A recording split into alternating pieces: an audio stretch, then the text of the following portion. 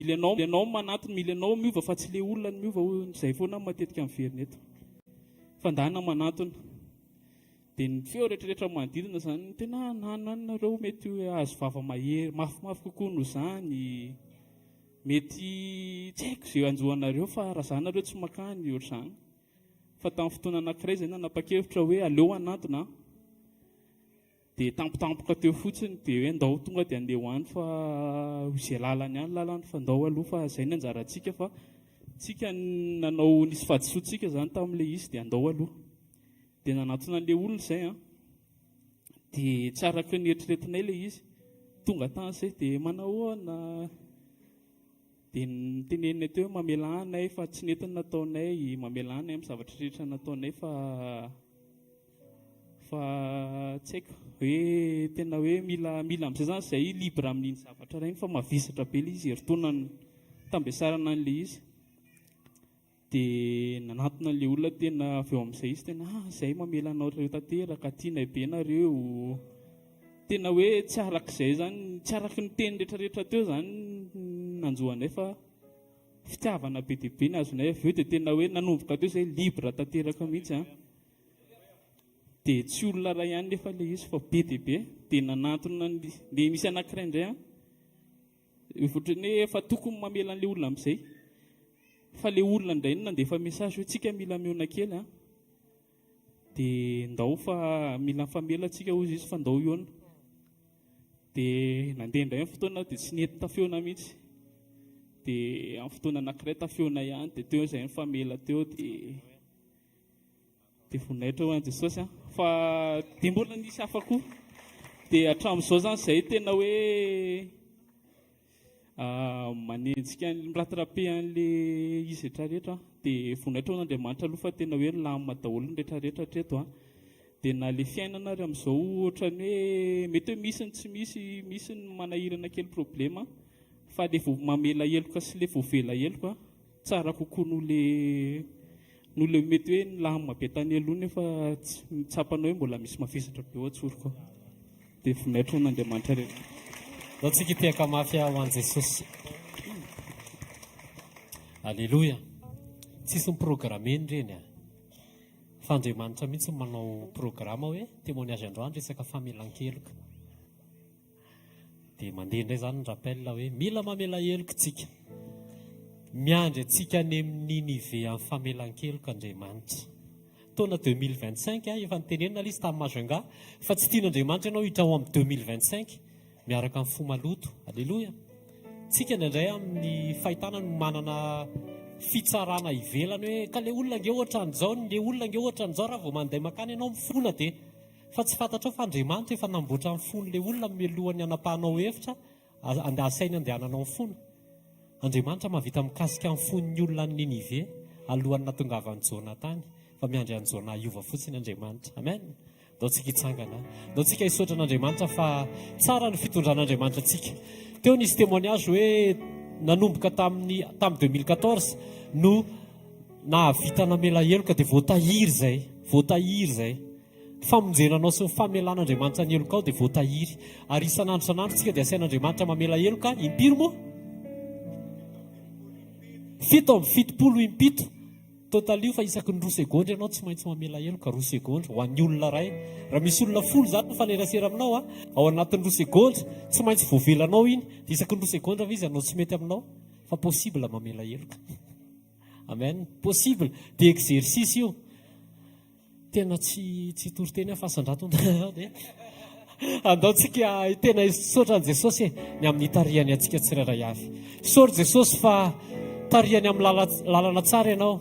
Tsy tiany ianao andeha amarana ny taona 2024 hiditra amin'ny taona 2025 dia hiaraka amin'ny fo maloto. Ary indrindra tsy tiany Jesosy ianao anana fo maloto satria ilay fo maloto ny tsy fankahitanao amin'Andriamanitra. Hozy izy ilay raha teo hoe afaka kokoa ny olona mamela heloka sy ny olona voavela heloka. Maivana kokoa ny olona hoe mety ny fiainana nefa misy heloka babena any. Saotra Jesosy ny amin'ny tarihanao ny fiainana tsirairay avy. Saotra Jesosy ny amin'ny tehirizanao ny fahadiovanponay. mampianatra anay foana ianao, mampatsiahy foana ianao fa mila miaina famelan-kelika izahay isan'andro ary 7 ho an'ny olona anankiray ao anatin'indray andro. Jesosy misaotra fa raha mijerina nataonao anay zay dia tena zava-dehibe tokoa ny famelan-kelika. Tena tsy manisa helika ianao fa ny fotoana izay hiverenanao dia fafanao daholo zany Jesosy. Izay hiverenanay dia fafanao daholo zany.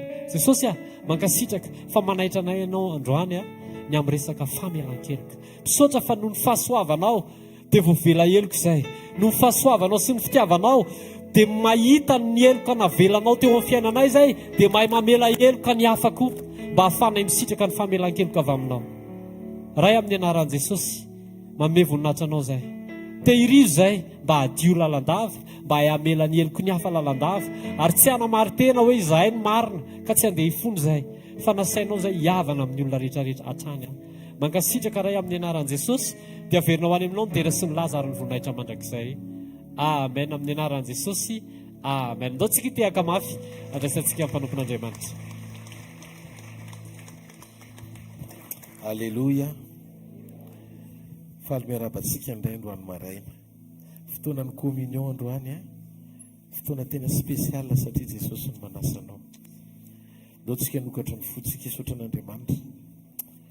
Mivoninahitra izy asan-drato avy ao anatinao lalina fa tsy misy ray mendrika eto akoatran'ilay tokana mitoetra amin'ny seza fiandrianana mandrakizay.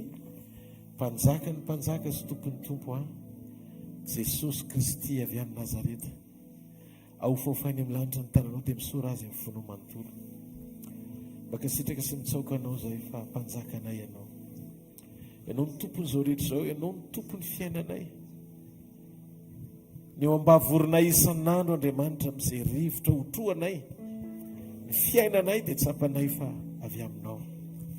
Misaotra mitoe-po sy ny fanangananay mandrakarivo. Misaotra ny amin'ny teny fiainana izay anoronao lalana anay isan'andro andehananay araka ny sitraponao. Misaotra ny amin'ny fiainam-panahinay voatahiry sy ampatsahivonao amin'ny alalan'ny teny fiainana izay hitondranao anay ho isan'ny olona voahomana ho amin'ny fotoam-pampakarana. Misaotra ny amin'ny fanaovan-jironay ampiretinao amin'ny afo ny fahamarinanao isan'andro. Tsy noho izahay Andriamanitra fa noho ny nataonao sy ny fahasoavanao dia mijoro izay androany maraina. Indro izay menkoaka eo tongotrao manome voninahitra anao fa ianao ny mendrika mandrakizay. Ao faofany amin'ny lanitra ny tanao dia teneno Jesosy, ianao ny mendrika ho dia raina eo amin'ny fiainako, ianao ny mendrika ho ankalazay. Halleluia. Sisy tahaka anao amin'izay Andriamanitra. Misandrata fa mendrika mandrakizay ianao Jesosy, mpanjaka ny mpanjaka. Halleluia. Misandrata mandrakizay. Mendrika ny fiderana ianao ry tompo tsy fahorina tsy ho ailazay. Ny aretanao no ny amiko, ny afinao reo ho pasilatsy, ny afinao reo kapoka. Raha tokony izao no voaheloko faty, ianao ndray no voafantsika. Iteranao ao mandrakiza, fa tompo mpamojika anao. Ilay tokanana navotray, intiny foka ray soanjakao. Ny fitiavanao natoy izao ay, voavonjy ao no nindrafonao. Mba taiza moao ratsy nanay, natao sorona ianao.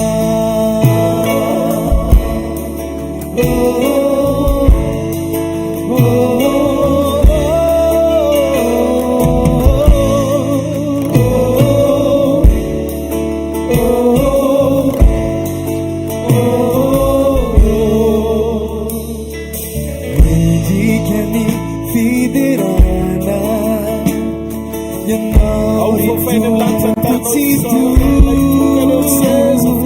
fauri tsy wailazay niaretanao dunyamiku denafinao reo upasilas nafinao reo kapuka ratukunizao nuvayeluku fat yano kainuvuafatika iperanao matakiza fatumu pamuzikana ilatukanana navuta itirifu raiswataka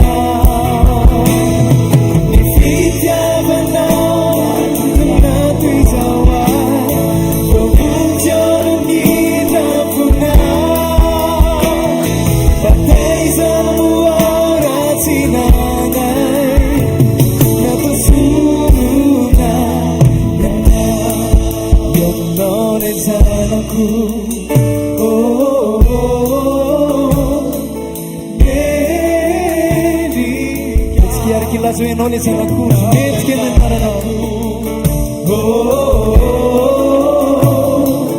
mendrika nao le zanako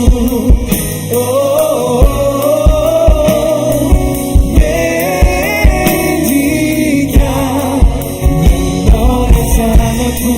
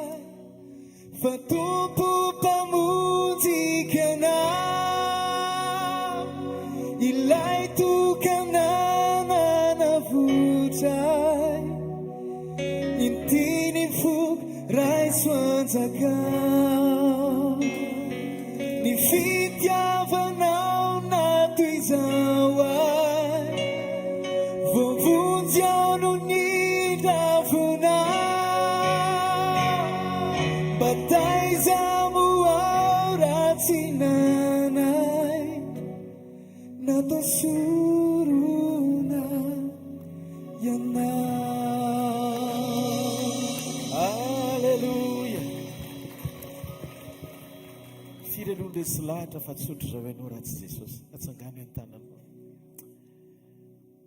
tena misotra an' Jesosy sika tena misotra azy sika amin'ny fotsika manontolo tiako re mitanany reny tena avy ao anaty ny fonao isoranao ny famindram-pony sy ny fahasoavany ny fitiavany tehirizany ianao Sakafo ny fonao teneno Andriamanitra androany.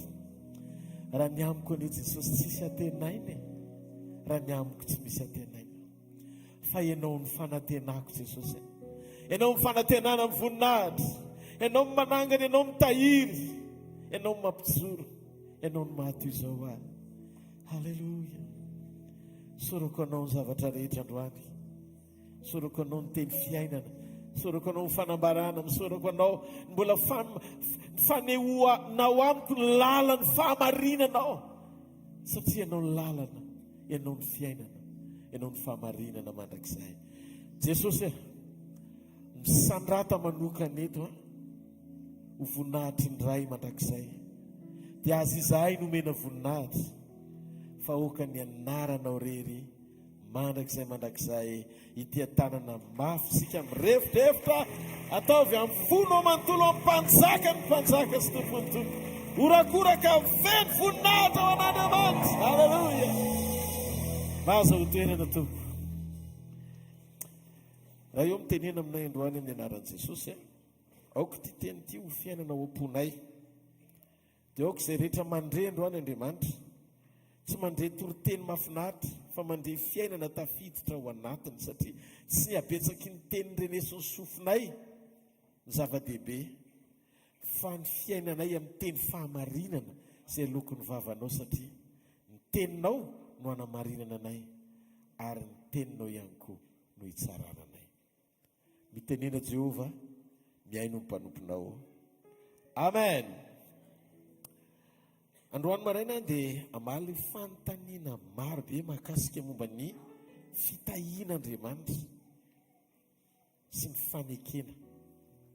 Izany hoe raha adika dia ho fitiantsika ao anatina lohateny anankiray ny afatran-drano hoe ny mahasamihafa, ny fanekena sy ny fitahian'Andriamanitra ao anaty fiombonana. Firaisana latabatra amin'i Jesosy zany. Ny mahasamihafa, ny fanekena sy ny fitahian'Andriamanitra ao anaty fiombonana, communion. Melohany hidirantsika ao anatin'ilay izy dia tiako ny mampatsiaro antsika fa ny tanjaky ny finoanao dia misy ifandraisany amin'ny fahatsarana ara-piombonana misy eo aminao sy Jesosy. Fantatrareo hoe fa ny latabatra izay iombonantsika androany dia fahatsiarovana ny firaisantsika amin'i Jesosy. Zao no atao ho fahatsiarovana. Jesosy tsy mba nametraka ny fahatsiarovana azy amin'ny takela tsara eny amin'ny rindrina, fa Jesosy nametraka ny fahatsiarovana azy ao anaty communion. Midika fa amin'Andriamanitra dia ambony lavitra sarobidy aminy ny communion na ny fiombonana aminy mihoatra noho ny zavatra rehetra. Ny communion dia sarobidy amin'Andriamanitra, mihoatra noho ny asan'Andriamanitra, mihoatra noho ny fahavitianao hanao zavatra ao amin'ny fanjakan'Andriamanitra, mihoatra lavitra noho ny fifandraisanao amin'ny mpanompon'Andriamanitra, mihoatra lavitra noho izay mety hoe fifaliana anananao ara-pifandraisana na mivady aman-janakao na amin'ny olona izay akaiky ny fonao ao an-tokantranonao, mihoatra lavitra noho ny zavatra rehetra. Ny communion eo anatrehan'i Jesosy. Ny tanjaky io finoanao io sy ny mahatonga anao afaky ny hotono ohatran'ny Daniela na hosamborona azy so tsy peny hvkl-mission eo am-pivavahana. Izany tanjaky ny finoana izany dia tsy voarainao amin'ny alalan'ny fahalinanao iain'ny tenin'Andriamanitra fotsiny, fa mipotra ho azy ho tonga toe-panahy ao anatinao, teraka avy amin'ny fahatsarana ara-piombonana misy eo aminao sy Andriamanitra. Daniela tsy tahitra ho tsy peny hvkl-mission satria tafatoetra loatra sy velona tao am-pony Daniela ny fomba fijery, fa ny Andriamanitra izay tompony dia afaka nakombona ny vavan'ny ary tsy nianiaina izy na ho faty azy, satria fantany fa manana fiainana tsara lavitra izy noho izao fiainana hita maso zao iarahany amin'Andriamanitra. Zay ny atao hoe fiarahana amin'Andriamanitra lasa lavitra. Ny hoe lasa lavitra ny fiarahanao amin'Andriamanitra, sy miaina ianao miaraka aminy amin'ny limitiny zavatra hitanao maso iainana anatenanao azy. Fa lasa lavitra ny fiarahanao amin'Andriamanitra, mihoatra lavitra noho ny zavatra rehetra izay anatenanao azy. Mba fantatro ve fa ny karazam-pinoana nitahiry an'i Jona tao akibony trondro mbola hideran'Andriamanitra dia finoana tsy normalina. Eo akibony trondro ianao tsisy fanantenana fiainana intsony. Izy mihitsy no laza ny toko faharoa hoe ny aiko izy izy efa saringotra tany amin'ny fiainatsita. Zany hoe tsisy fanantenana ny akibony trondro izy any amoakanao ao. Fa Jona ny teny ao anatin'izany situation izany dia misy zavatra fantatro. Eo ilay hoe nentina nanao erreur Jona fa adsoina nakany Tarsisy. Fa tsy nahafoana ny fatokiany Jona tao am-pony ny fahalebiazan'Andriamanitra sy ny fisiany eo amin'ny fiainany izay mety ho fanapaka-hevitra diso ny raisiny ny ala ny sitrapon'Andriamanitra ho any amin'izay destination tsy tokony ho alehany. Dia hozy izy Jona, ny aiko izy efa tsy misy fanantenana intsony, fa zaho izy mbola mahatoky. Fa na misaringotra ao anatin'ny ranomasina lalina aza ny fiainako dia mbola hideranao fa mpamonjiko ianao. Karazam-pinoana tsy fahita firy zany. Tsy ny olona rehetra manana an'izany. Fa zany kalitao-pinoana zany dia kalitao-pinoana ananan'ny olona manana communion, manana fiombonana manokana na spesialina amin'Andriamanitra. Fa mba inona loatra ve ny finoana nanahana ny Sadraka sy Mesaka sy Abednego fanapaka-hevitra sy enkohaka amin'ny sary olona volamena natsangany Nebokadnezara fa hijorona ao atsipany anaty laforo azy ny amin'ny fitokiny amin'Andriamanitra izay tokana anolorany ny fiankofany. Misy karazam-pinoana, misy karazam-pinoana tsy natao hananan'ny olona ordinaire ho mpanompoana an'Andriamanitra. Mety taitra ianao hoe ahoana ary zany olona ordinaire zany? Za ve zany ordinaire amin'ny pastera? Non, sarobidy eo mason'Andriamanitra ianao. Fa ilay karazam-pinoana mpiavaka anao dia tianaitra ny ao anatinao fa izay karazam-pinoana tahaka ireo olo ny finoana voasoratra anaty Baiboly fa ny aina ny fahatsaran'Andriamanitra mihoatra noho ny olona rehetra. Dia tiako ho fantatrao androany maraina fa ao anaty communion tsara dia misy fahatsarana ny tehirizin'Andriamanitra ho an'izay olon'izay. Ary tsy meny nizaniza izy fa ho an'izay olon'izay ihany. Ary inoko fa eto izay olon'izay androany maraina. Nahoana mikohatra ianao ny Korintiana voalohany toko faharoa 9:7 fa izay mbola tsy hitany masina andrenesiny sofina naniditra tao am-pony izaniza nefa nomanin'Andriamanitra ho an'izay tia azy. Ndika fa ilay karazam-pinoana maneho ny fisian'Andriamanitra mihoatra, izany hoe tonga dia manotro n'Andriamanitra, miseho Andriamanitra, dia ny tehirizin'Andriamanitra ho an'ny olona izay manana kalitao-pitiavana azy mihoatra noho ny olona rehetra. Mahafantatra ve fa finoa tahaka ny ahoana ny nasahian'i Petera mivoaka ny lakana nefa lalina be ny ranomasina? Pirofo fa tsy mahay milomano izy, voadoba izy dia niantso vonjy. Fa tsy hoe tsy karokalika makeny amin'ny tompo miazona ny akanjony. Fozy izy Petera vao mivoaka ny lakana. Raha ianao marina io, wow! Raha ianao marina io Jesosy, atsy hoe eny aminao. Tiaka confirmation izy fa te hivoaka ny lakana andeha eny ambony rano anatona an'i Jesosy. Atsangany an-tanan'izay mandray anahako. Dia hozy izy Jesosy, Petera, avy ary, avy manatona. Voaka ny lakana izy dia nandeha teny ambony rano. Tena tonga dia nandeha teny ambony rano. Fa mahavariana, Jesosy tsy niteny hoe Petera rery. Jesosy niandro ny 12 mba hivoaka. Fa misy zavatra angatahan'ny olona mino tsy ainan'izay tsy nangataka azy, tsy zakan'izay tsy nangataka an'ilay. tsy zaka misy zavatra zany za angatanao fa tsy zaka ny hafa le satria ny degré-ponona anananao amin'ny fatokina sy le communion misy eo aminao sy Jesosy tsy mitovy amin'ny ananany. Ka na io vavaka sandratrao io azy ny ampiavaka an'io dia misy ifandraisany amin'ny kalitaon'ny communion anananao amin'Andriamanitra. Petera nanana intimité lalina tamin'i Jesosy mihoatra noho ny mpianatra hafa rehetra. Dia izy nasany teny amin'i Jesosy fantatro fa raha ianao io dia vitanao mampandeha eny ambony rano tahaka izay nataonao. Tsy fotsiny fa ho avy halleloja. Dia nandeha Petera dia izy izy eny ambony rano. Eny ambony rano problème raha doboanao dia misy ndraika be ao ambany ao. Izy izy eny an-dalana mba tahio aitondra ny fanahina kasy hoala ampio aho sy alaminy fanatrehanao meu fahendrena tsy sisike tsy anao anganoangano meu finona marisike andeha ambony rano bataio aitondra ny fanahinao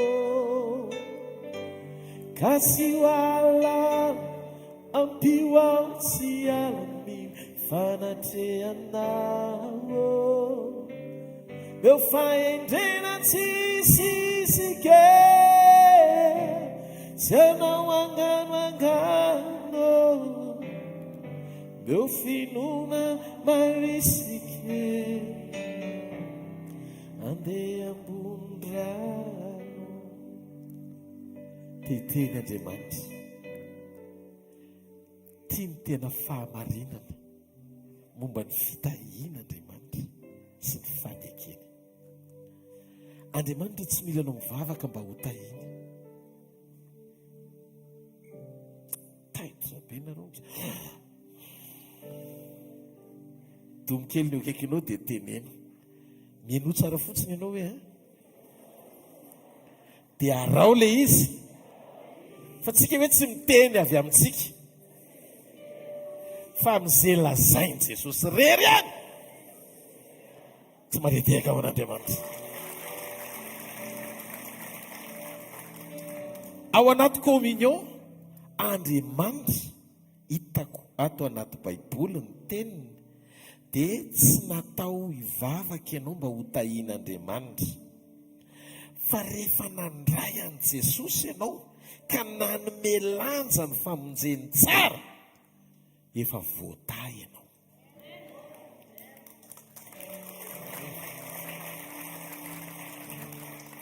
Raha ianao zany mino hoe voaozona dia tsy problemako intsony zany fa ny finoanao no misy olana. Zany hoe ny finoan'ny olona rehefa misedra olana dia matsapa-teny izy hoe voaozona. Nareo ve nahita ny Daniela hoe Daniela raha tsy mbola taty amin'ny testamenta vaovao fa tany amin'ny testamenta taloha natsapa-teny ave izy hoe rehefa andeha ho atsipy any anaty lavaky ny liona dia voaozona. Fa maninona izy no andavaky ny liona tsy mamaritra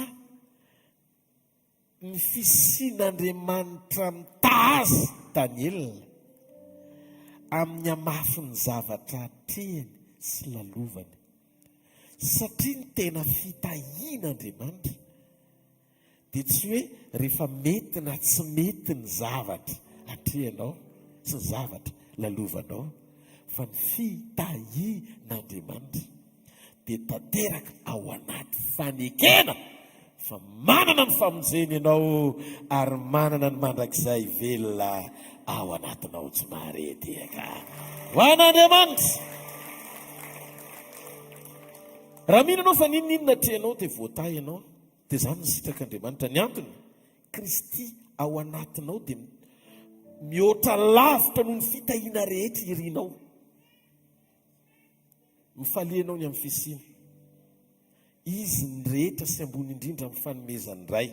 Zany hoe tsy misy sokajin-javatra ny sokajian'Andriamanitra ho fitahiana ambony na ny lorany zanany lahatokana amonjy ianao. Romanina 9:9-10. No nejerentsika ny fanambaran'ny apôstôly Paoly. Romanina 9:9. Romanina 9:9. Amen. Ny 10:2-3. Hoy sisy ny ten'Andriamanitra, zay tsy niaro ny zanany lahy fa natony ny amonjy antsika rehetra izy io garanty Jesosy. Tsy omeny antsika miaraka amin'izy Jesosy, mamaim-poana koa va ny zavatra rehetra. Ny asarobidy ny fahatsapanao ao anaty fiombonana communion, ny fisiany Jesosy ao anatinao, dia mamary toerana ny planina sy programa an'Andriamanitra ny amin'ny fisiany Jesosy.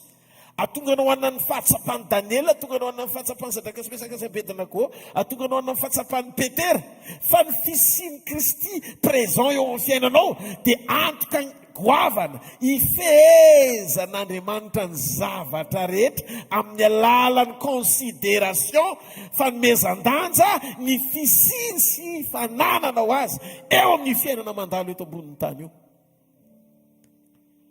2 ny mpianatra ny tompo fa Petera ny considéré an Jesosy mihoatra noho izy rehetra. Misy ifandraisany ao anaty fiombonana ny kalitaon'ny communion sy ny relation nananao amin'Andriamanitra. Ny considération anao hoe izy eo amin'ny fiainanao.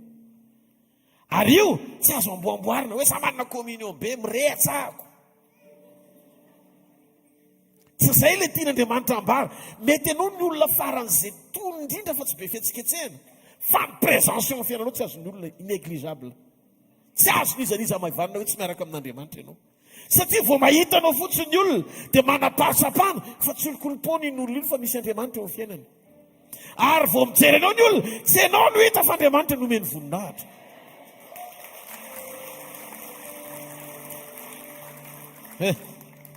Atao avy azo antoka sy miolanja fotsiny ny hoe eo amin'ny fiainanao io Jesosy sy ny famonjeny. Minoy ianao fa tonga izy hitondra fanekena vaovao aminao. Tsy fitahiana fotsiny no entin'Andriamanitra fa fanekena vaovao. Zany hoe natongavany Jesosy dia hiavana aminao. Tsy fitahiana natongavany fa hiavana aminao.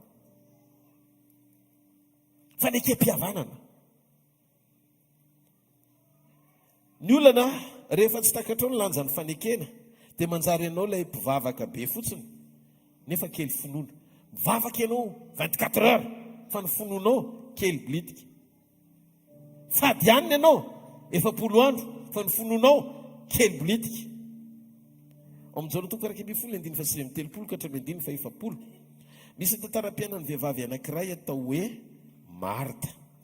9:9-10 Hoy Jesosy, esoriny vato dia ozy Marta nabaviny maty taminy, tompoko maimbo izy zao fa efa faran'izay. Hoy Jesosy taminy, tsy voalazako fa raha ino ianao dia ho hitanao ny voninahitr'Andriamanitra. Ny finoanao manokatra anao hifankahita ny voninahitr'Andriamanitra. Eto zany Marta tiany Jesosy ho tenenina hoe Marta, ianao manam-pahalalana loatra. Ianao le mpiteny foana hoe Baiboly dia milaza, ampy izay fa mba mino amin'izay. Dia ireo nareo ny Jona 2:20 amin'ny 9:1-20 eo ambony eo ny fampiresahan'i Jesosy sy Marta. Walaiko misy izy any 9:1. Ary Marta tamin'i Jesosy, tompoko, raha tety ianao tsy maty ny anadahako. Nefa fantatro fa na dia ankehitriny izao aza ninona angatanao amin'Andriamanitra dia omen'Andriamanitra anao zany. Mahafinaritra zany teny zany. Dia Jesosy taminy, tonga dia nitsika Jesosy hitsangana ny anadahanao. Fozy Marta taminy fantatro ihany fa hitsangana izy amin'ny fitsanganan'ny maty amin'ny andro farany. Dia hoy Jesosy, izany fananganana ny maty sy fiainana. Izay minoana dia maty aza dia ho velona indray. Jesosy tonga avy any. Dia hoy izy Jesosy, hoy izy avy any Marta, Jesosy raha tety ianao dia tsy maty ny anadahako. Dia hoy izy Jesosy, hitsangana ny anadahana. Valy teny mahitsy zany. Raha ohatra zany ka kopom-bolo sorobinana fa vaky tapiny. tonga dia mahitsy be ampovoana hitsangana ny anadanao dia rety eny e valindray Jesosy mifanohatra amin'ilay fanantenany teo aloha hoe fantatry ihany fa ninina angatanao amin'Andriamanitra dia ho azonao zao zany hoe izy zany mahalala fa Jesosy manam-pahefana izay zavatra angatany rehetra ninina dia mitrangy eo no eo fa zao tonga Jesosy tena hitsangana zany hoe Jesosy efa maneho an'ilay programa zao zavatra ho ataoko teo izy rehefa avy eo fantatry ihany dia hitanareo teolozienina kely Marta le fahalalana ao anatin'ny lohany fa fisokafany am-pinoana pitika kely betsaka sika ny ohatr'izany te amaly ao anaty fahalalana be fotsiny tsy anjery tenin'Andriamanitra ny zavatra misy dia diso ny programa pasoavan'Andriamanitra amin'ny fotoana isehoany dia hoy Jesosy hitsangana ny anadanao fantatry ihany fa hitsangana izy amin'ny fitsangana ny tena maty fantatry ihany fa hitsangana izy dia hoy Jesosy izany fananganana sy fiainana ny hery Marta ohatra ny tehiteny Jesosy raha tety ianao dia tsy maty ny anada dia tehiteny Jesosy tia eto fa tsy maty ny anadanao izany hoe mivaly teny tsotra indrindra ao anatin'izany teny Jesosy zany fa absao Marta mba fantatra anao ilay izy problème Marta na tonga azy absent tao anatin'ny programa tian'Andriamanitra hitondrana dia zavatra anankiray zao ny problemany misy zavatra tia ny hononana ara-pahalalana tamin'izay reny nampianarin' Jesosy azy fa misy zavatra mikatso ny finoany satria tsy tena tsara fiombonana amin'i Jesosy Marta fa ny fotoana tonga avany Marta ao an-trano Jesosy ao an-trano Marta ny an-dakozia fa Maria ny eo an-tongony zany hoe mampiena communion zany ny fierikerenao amin'ny zavatra hafa fa tsy fifantohanao amin'i Jesosy dia inona ny zavatra nisy satria tsy Maria no ny teny hoe ninona angatanao amin'Andriamanitra zao dia omeny anao tsy Maria no ny teny amin'iny fa Marta toy izay Andriamanitra izay nanam-pahatakarana ihany indray nefa no iarahako miasa voatery Jesosy ny teny tamin'ny Maria hoe esorony vato zany hoe ny olona niara-niasa tamin'i Jesosy tamina famoahana ny Lazarosy teny am-pasana sy ny mpiandry fasana matanjaka sy bokina be avita anakodian'ilay varavara-pasana fa Marta kely amin'iny tanan'iny ny anao an'ilay zany hoe misy anjely tsy hita maso zany manampy azy fa raha vehivavy kely anankiray tsy mahakody varavara-pasana zany fa vato matevina be iny fa esorony vato dia nisorono dia tonga teo varavara-pasana mbola ny sondre mivavolombelona ny ilainy maro hoe tena efa kopaky Lazarosy eo am-pasanao efa lo ny tanany Marta ny tian'Andriamanitra iarahana miasa fandraisan-dahatra ny orony no nitoriana efa maimbo izany an'Andriamanitra teny fofony bazanareo ve petraka ilay izy mahatonga anao miteniteny zavatra tsy ampitenen'Andriamanitra anao amin'ny fotoana itenen'Andriamanitra manana saina voniny ianao eo am-piainoana azy fa tsy vidy ianao mba handray avy aminy zay ny mahatonga an'ilay hira hoe tonga indray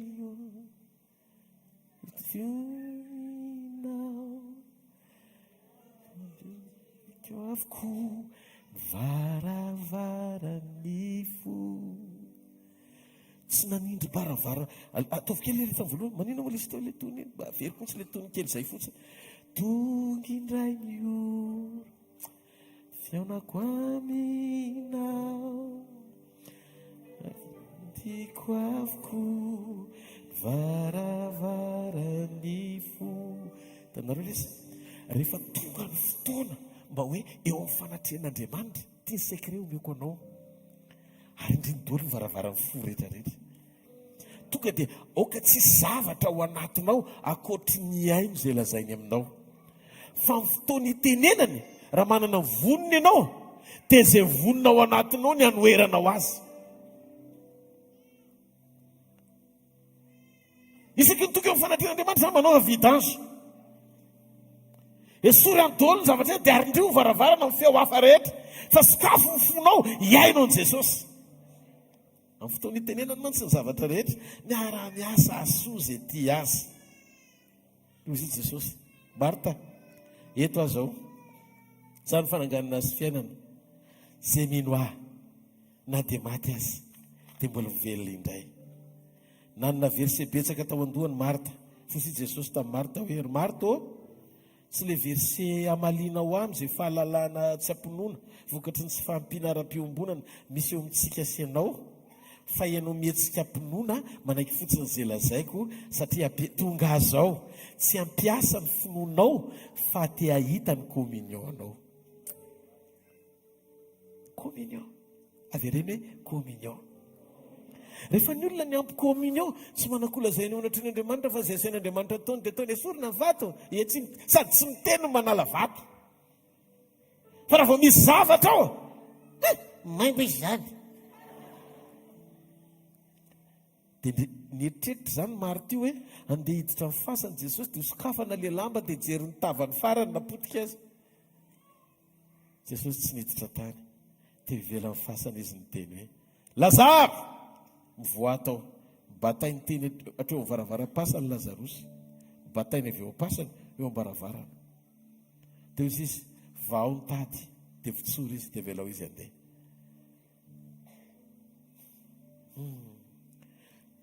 Raha vao tsy manaiky batainy tenin'Andriamanitra ianao dia tsy afaka andeha lavitra miaraka aminy. Dia ozy izy Paoly, io karazam-pinoana io ozy izy Paoly no velomako androany na atsapako fa arakaraky ny hafatesako eo amin'ny nofo ny havelomany ato anatiko. Vohomby miaraka amin'ny Kristy teo amin'ny hazo fijaliana. Ary amin'izao fotoana izao ozy izy Paoly tsy zato sy ny velona fa Kristy ny velona ato anatiko. Tovy amen. Izay zavatra rehetra mivelomako tamin'ny nofo tany amin'ny lasa rehetrarehetra dia hivelomako amin'ny finoana ny zanak'Andriamanitra.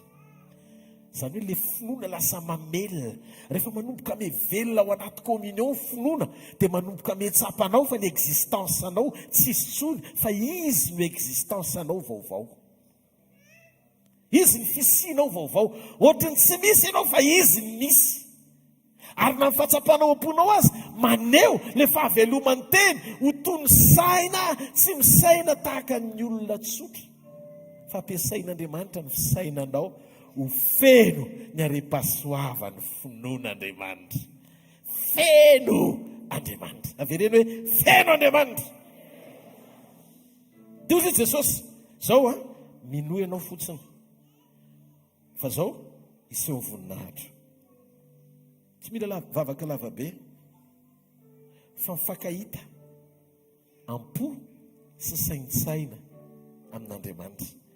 Isaïe 65:24 zao ny voasoratra ao amin'ny olo finoana ho an'ilay olona tsara communion rehetra tonga eto. Isaïa 5:20 hiditsika rehefa avy eo fa hoazavaiko fotsiny melohan'ny fotoana hidevelopena n'ilay fahamarinana rehetrarehetra.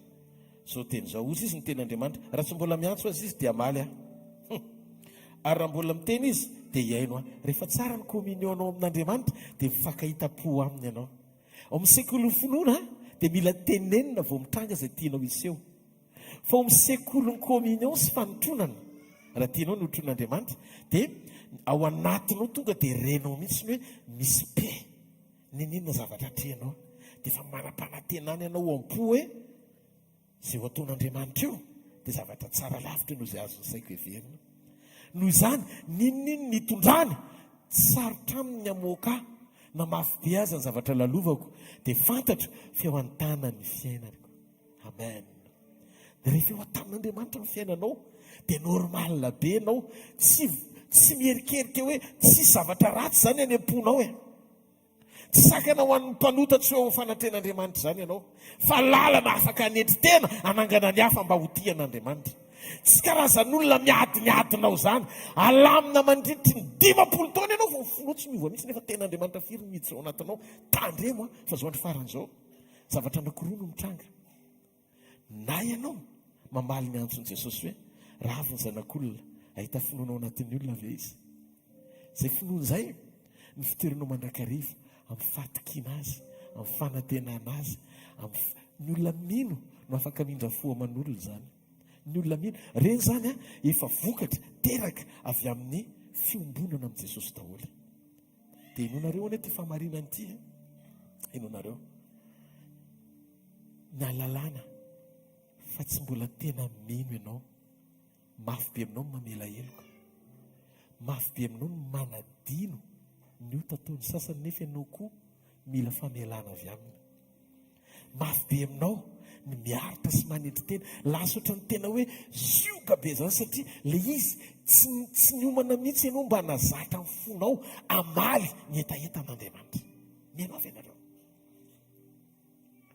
dia mitsotra aminao fa nahidina ary Jesosy, hidiny Jesosy hitory aminao fa tsy rodolo fa tsony fa izy mihitsy nihidina alohan'ny hiverenany, dia tehiteny aminao fa tsy miovy zany ianao satria ny fanamasina tsy nomena fahefana iasa angejany safidin'ny olona. Zay ny mafisatra be ny opération tsika, ny safidinao dia mbola manan-kery mihoatra no ny Saint Esprit ao anatinao, raha tianao fantatra zany. Ianao mila manapa-kevitra manaiky iasan'ny fanamasina, fa mahatonga ny fanamasina bloqué satria ny safidinao miziriziry be eo amin'ilay position tianao hijoroana. Dia aza miteny fa maninona ary any tsy miova mihitsy mangatany fanamasina ameo fahalemem-panahy, fa mahatonga ny tsy mety misy fahazarany ratsy mikika ao dia eritreretinao hoe azo ampandeferin'Andriamanitra noho ny fahasoavany eo anatin'ny toetra ratsy io. Jesosy ny teny tandremo izy Jesosy fa isy olona manamaso izy fa tsy mahita, manatsofina izy fa tsy mandray, fa ndro raha andre eo izy ka hibebaka teo vonjena ka tandremo fa nizaraky ny fahaverezana mety manompo an'Andriamanitra izy tandremo fa tsy afaka hialika ao ambadiky ny fanomponsika amin'ny fotoana hiverenan'i Jesosy. Aleo aloha azavy ty resaky ty mba tsy hifamitaka tsika amin'ny fotoana ny enon'ny trompetra sy hiverenan'ny mpapakatra, tsy afaka hialofana ny ministera satria raha hiveriny Jesosy milaza fa isy mpaminany tsy fantany, isy apôtra tsy fantany, tsy titra le izy, tepola izy, communion le izy, manaiky venao apiditra ny teny isan'ny fanamasina ao anatinao.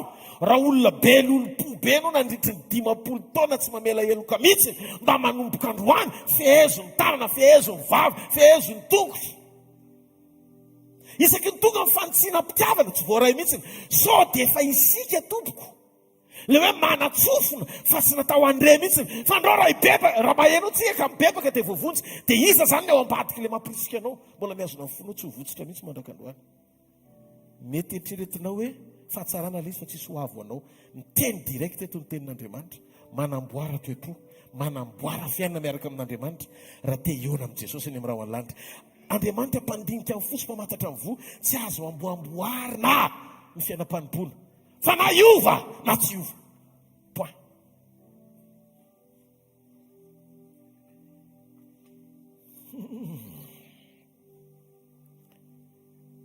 Ny olon'ny fiainana feno finoana dia sakaiza sy mpiara miasa amin'Andriamanitra. Ny asambarana amin'ny finoana tsy ilay vokatra hita maso, tsy hoe rehefa miasa be Andriamanitra dia sambatra ianao fa tena mino ianao zany satria mambabo olona be dia be, tsy any amin'ny vokatry ny asa ny asambarana amin'ny finoana, tsy hoe satria manaiky antsika ny fanahy, fa ao anatin'ny fotsika lazain'i Jesosy ny fifalian'ny olona mino dia satria voasoratra ao amin'ny bokin'ny fiainana ny anarany, voatahiry le fahamarinana ao amin'ny fonontsika an'Andriamanitra no mitoetra ny fahasambarantsika. Sambatra ianao, sambatra manana anao, tompony fiainako ianao, mavesatra kako maivanano. Alleluia, tsara Jesosy. I Maria dia niteny azy ho teny izao, ozy izy sambatra ianao izay mino izy izy fa efain'Andriamanitra izay zavatra niteneniny taminao. Dia nitony antsika etretra krismasy ny azo efa akaiky ny fankalazana ny fahaterahan Jesosy. Tonga ny anjely Gabriel niteny tamin'ny Maria, ianao hiteraka zazalahy, sa misy nalalala ozy izy dia ozy izy le anjely hiteraka zazalahy ianao fa nan'Andriamanitra narina anao dia ny zaza ekipo atao hoe Jesosy. Tsy voa normal ny andanan'le zaza sy ny ampitoetra azy eo ekibonao, fa tena avy any ambony le izy ny midina. Dia izy hoe ty ankizy vavy ny tompo aoko tantena, nanao amen izy dia midony antsika eritretra tenin'Andriamanitra ao anatina communion rehefa feno fanahy ianao dia miteny Andriamanitra hoe zavatra impossible hoe ianao io bevoka nefa tsy manambady tsisy lehilahy nandry taminao fa ianao bevoka maintsy amin'ny Maria toy izy Maria hoe amen. Mbola misy sansa be mihitsiny izay zavatra nataonao amen hoe afaka nitrangana melohan'ny faran'ny taona azy.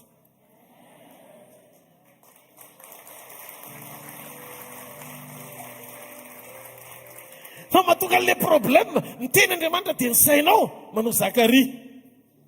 Dia mba fantatra hoe Zakaria ny tenenin' Jesosy hoe ohatran'ny amin'ny Maria fa izy ny meme. Hitanareo io karaktera io manimba ny reto karaktera io.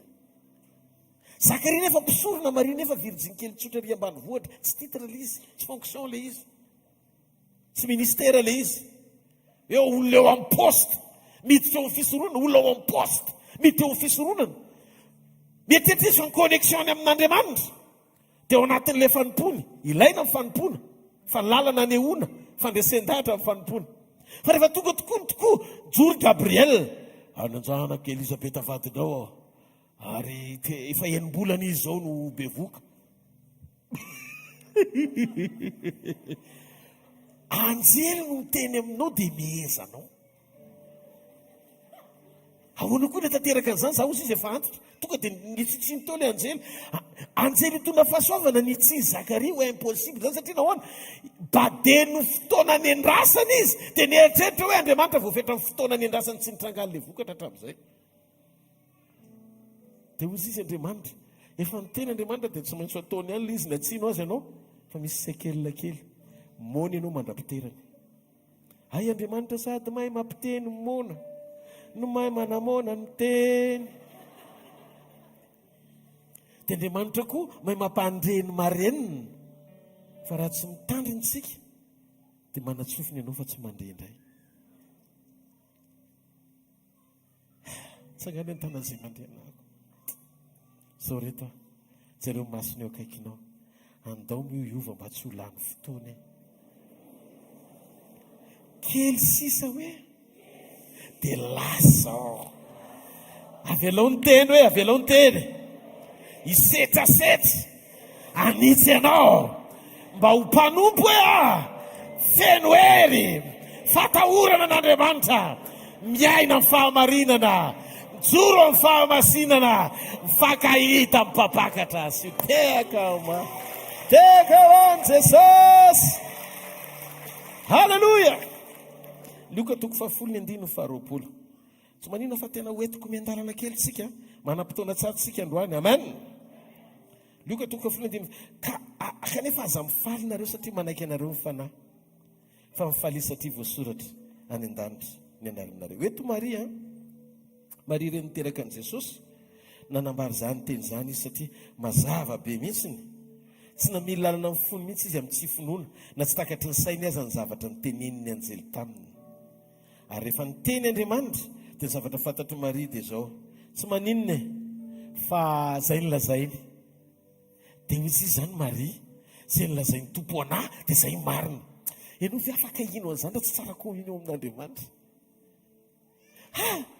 Zay lazainy tompo ahy, zay lazainy tompo ahy, mandresy aho fa tsy resy, zay lazainy tompo ahy, zay lazainy tompo ahy, zay lazainy anio tompo ahy, tsy rarakamo fa mahery, zay lazainy tompo ahy. Raha tsy manana an'izay lazainy Jesosy ianao, raha tsy manana an'izay lazainy Jesosy ianao, velona ao anatinao dia horenao eny an-dalana eny foana ny amafiny izay lazain'ny olona. Mba fantatrao mahatonga ny fonao mavesatra amin'izay teny ratsy lazain'ny olona anao dia mampitanondrika ianao ilazany hoe Andry zany lazainy anina anahy dia mandra-parivan'ny andro ianao manjombona ny tarenao. Tsy feno izay lazain'Andriamanitra ny ao anatinao mahatonga anao manjombona amin'izay lazain'ny olona. Tsy izay lazain'ny olona, tsy izay lazain'ny zavatra mitranga. Halleluja.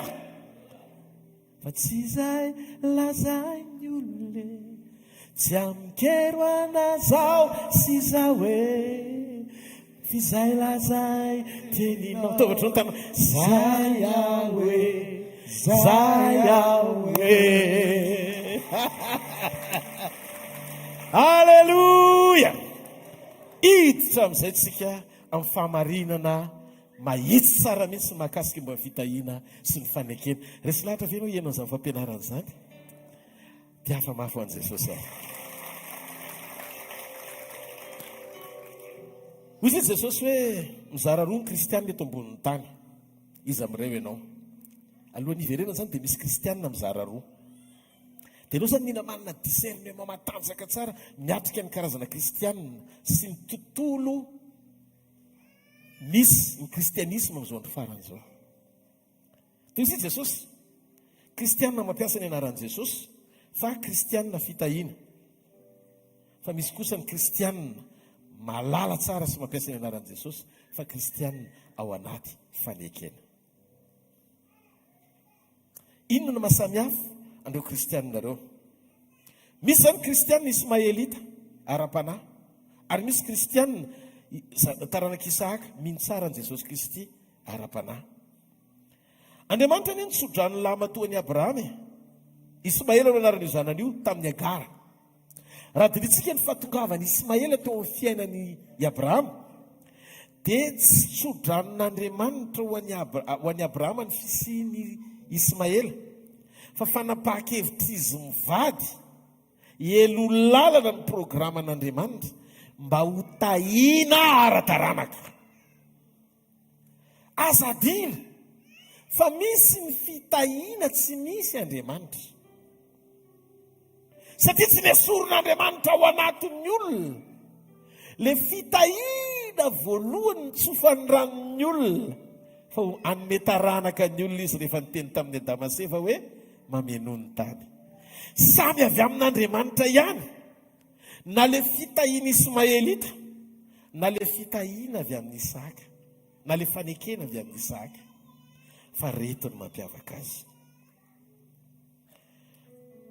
na zaza tsy nakasitran'Andriamanitra aza ohatra Ismaela fa rehefa hitan'Andriamanitra hoe i Abrahama mpakatoa dia ny faneken'Andriamanitra tamin'ny Abrahama avy amin'ny Abrahama no nitahian'Andriamanitra ny Ismaela rehefa voaroaka tsy ho ao an-trano izy sy Agara reniny ny antony communion sakaizan'Andriamanitra i Abrahama zanaka ny fitsangajangana Ismaela fa nitahian'Andriamanitra izy noho ny fisiany Abrahama rainy fa ozy Andriamanitra tamin'ny Abrahama hoe tsy ho amin'ny Ismaela ny fanekeko fa ho amin'ny Isaka ihany tsy indriny zany tsy Ismaela ny fanekeny fa avy amin'ny Isaka ihany ry mpanompon'Andriamanitra izy ianao fa inona moa ny dikany fitahiana tsy misy an'Andriamanitra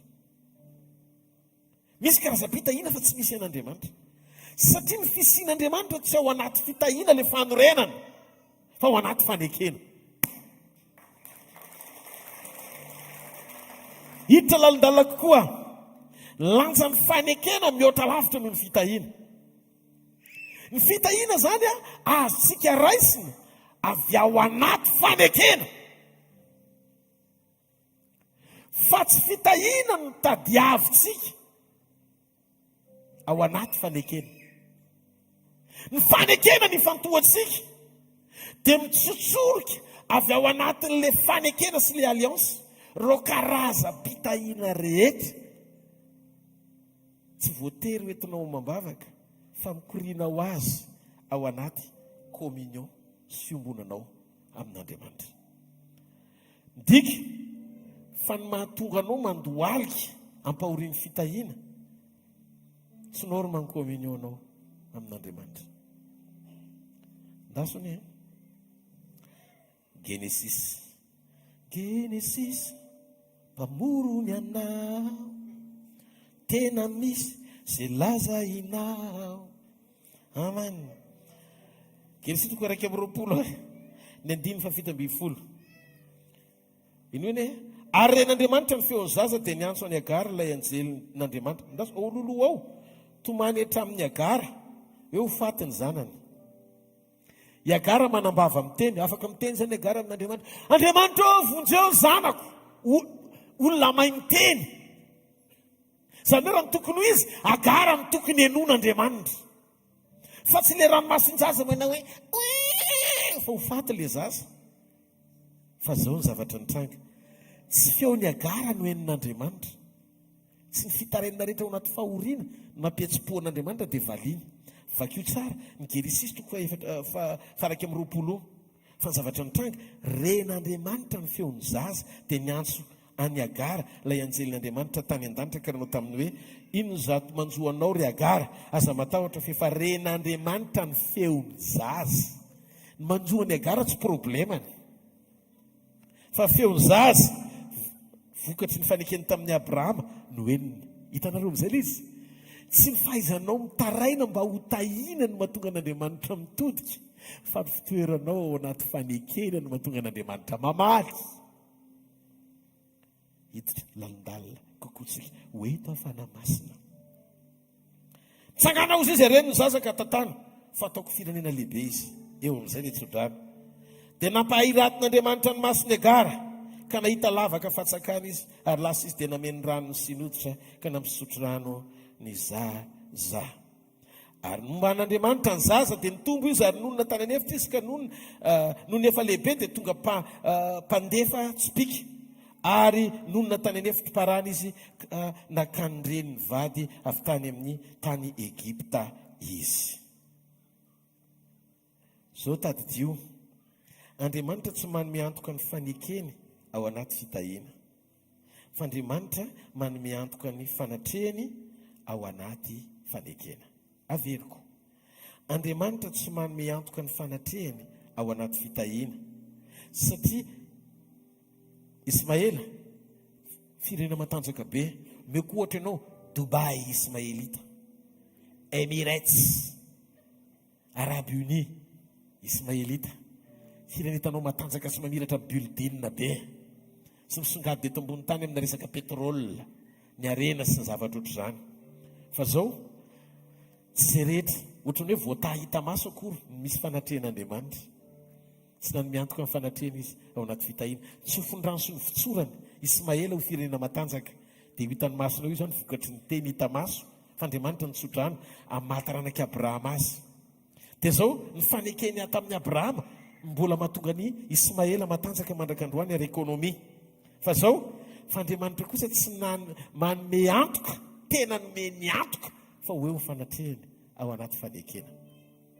Sainy hoe Andriamanitra nandroaka ny fitahiany Abrahama niala tao an-trano melohany nanorenan'Andriamanitra tao amin'ny Abrahama ny fanekeny. Averiko, Andriamanitra nandroaka ny fitahiany Abrahama hiala tao an-tranony melohany nanorenan'Andriamanitra tamin'ny Abrahama ny fanekeny.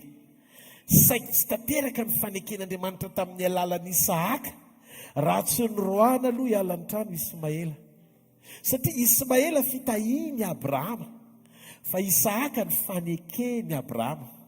Tsy afaka miara-monina ny fitahiny Abrahama sy ny faneken'Andriamanitra, fa tsy maintsy nyroasin'Andriamanitra aloha izay tsy avy amin'ny rehetra vao mampiditra fanorenana ao anaty fanekena tena izy Andriamanitra. Dia jenareo ane langazin'Andriamanitra tamin'ny Abrahama tamin'ny fotoana nandroana ny Ismaela. Toko Sara moa manay vavy iny izy, dia nandiny 70. Dia hoy Sara tamin'ny Abrahama, roa io andeha vavy io tsy ny zanany, fa ny zanako io andeha vavy io tsy iray lova amin'ny zanako, dia amin'ny Isaka. Fa ratsy tezitra be mihitsy zany Abrahama, teo masony Abrahama indrindra zany teny zany noho ny amin'ny zanany. Ary hoy Andriamanitra tamin'ny Abrahama, aoka tsy ho ratsy eo masonao ny amin'ny zaza sy ny antevivavinao, fa zay rehetra lazay Sara aminao dia keo ny teniny fa avy amin'ny Isaka no antsoina zay taranaka ho anao. I Abrahama zany mba nieritreritra alahelo anazy ao nytompo, fa mafy be zany teny Sara zany. Fosy izy Andriamanitra, ka naotra masika raha fa inonoan'i Isaia, za porany Sara. Ohatry masika ny inonoan'i Sara, fa za porany Sara.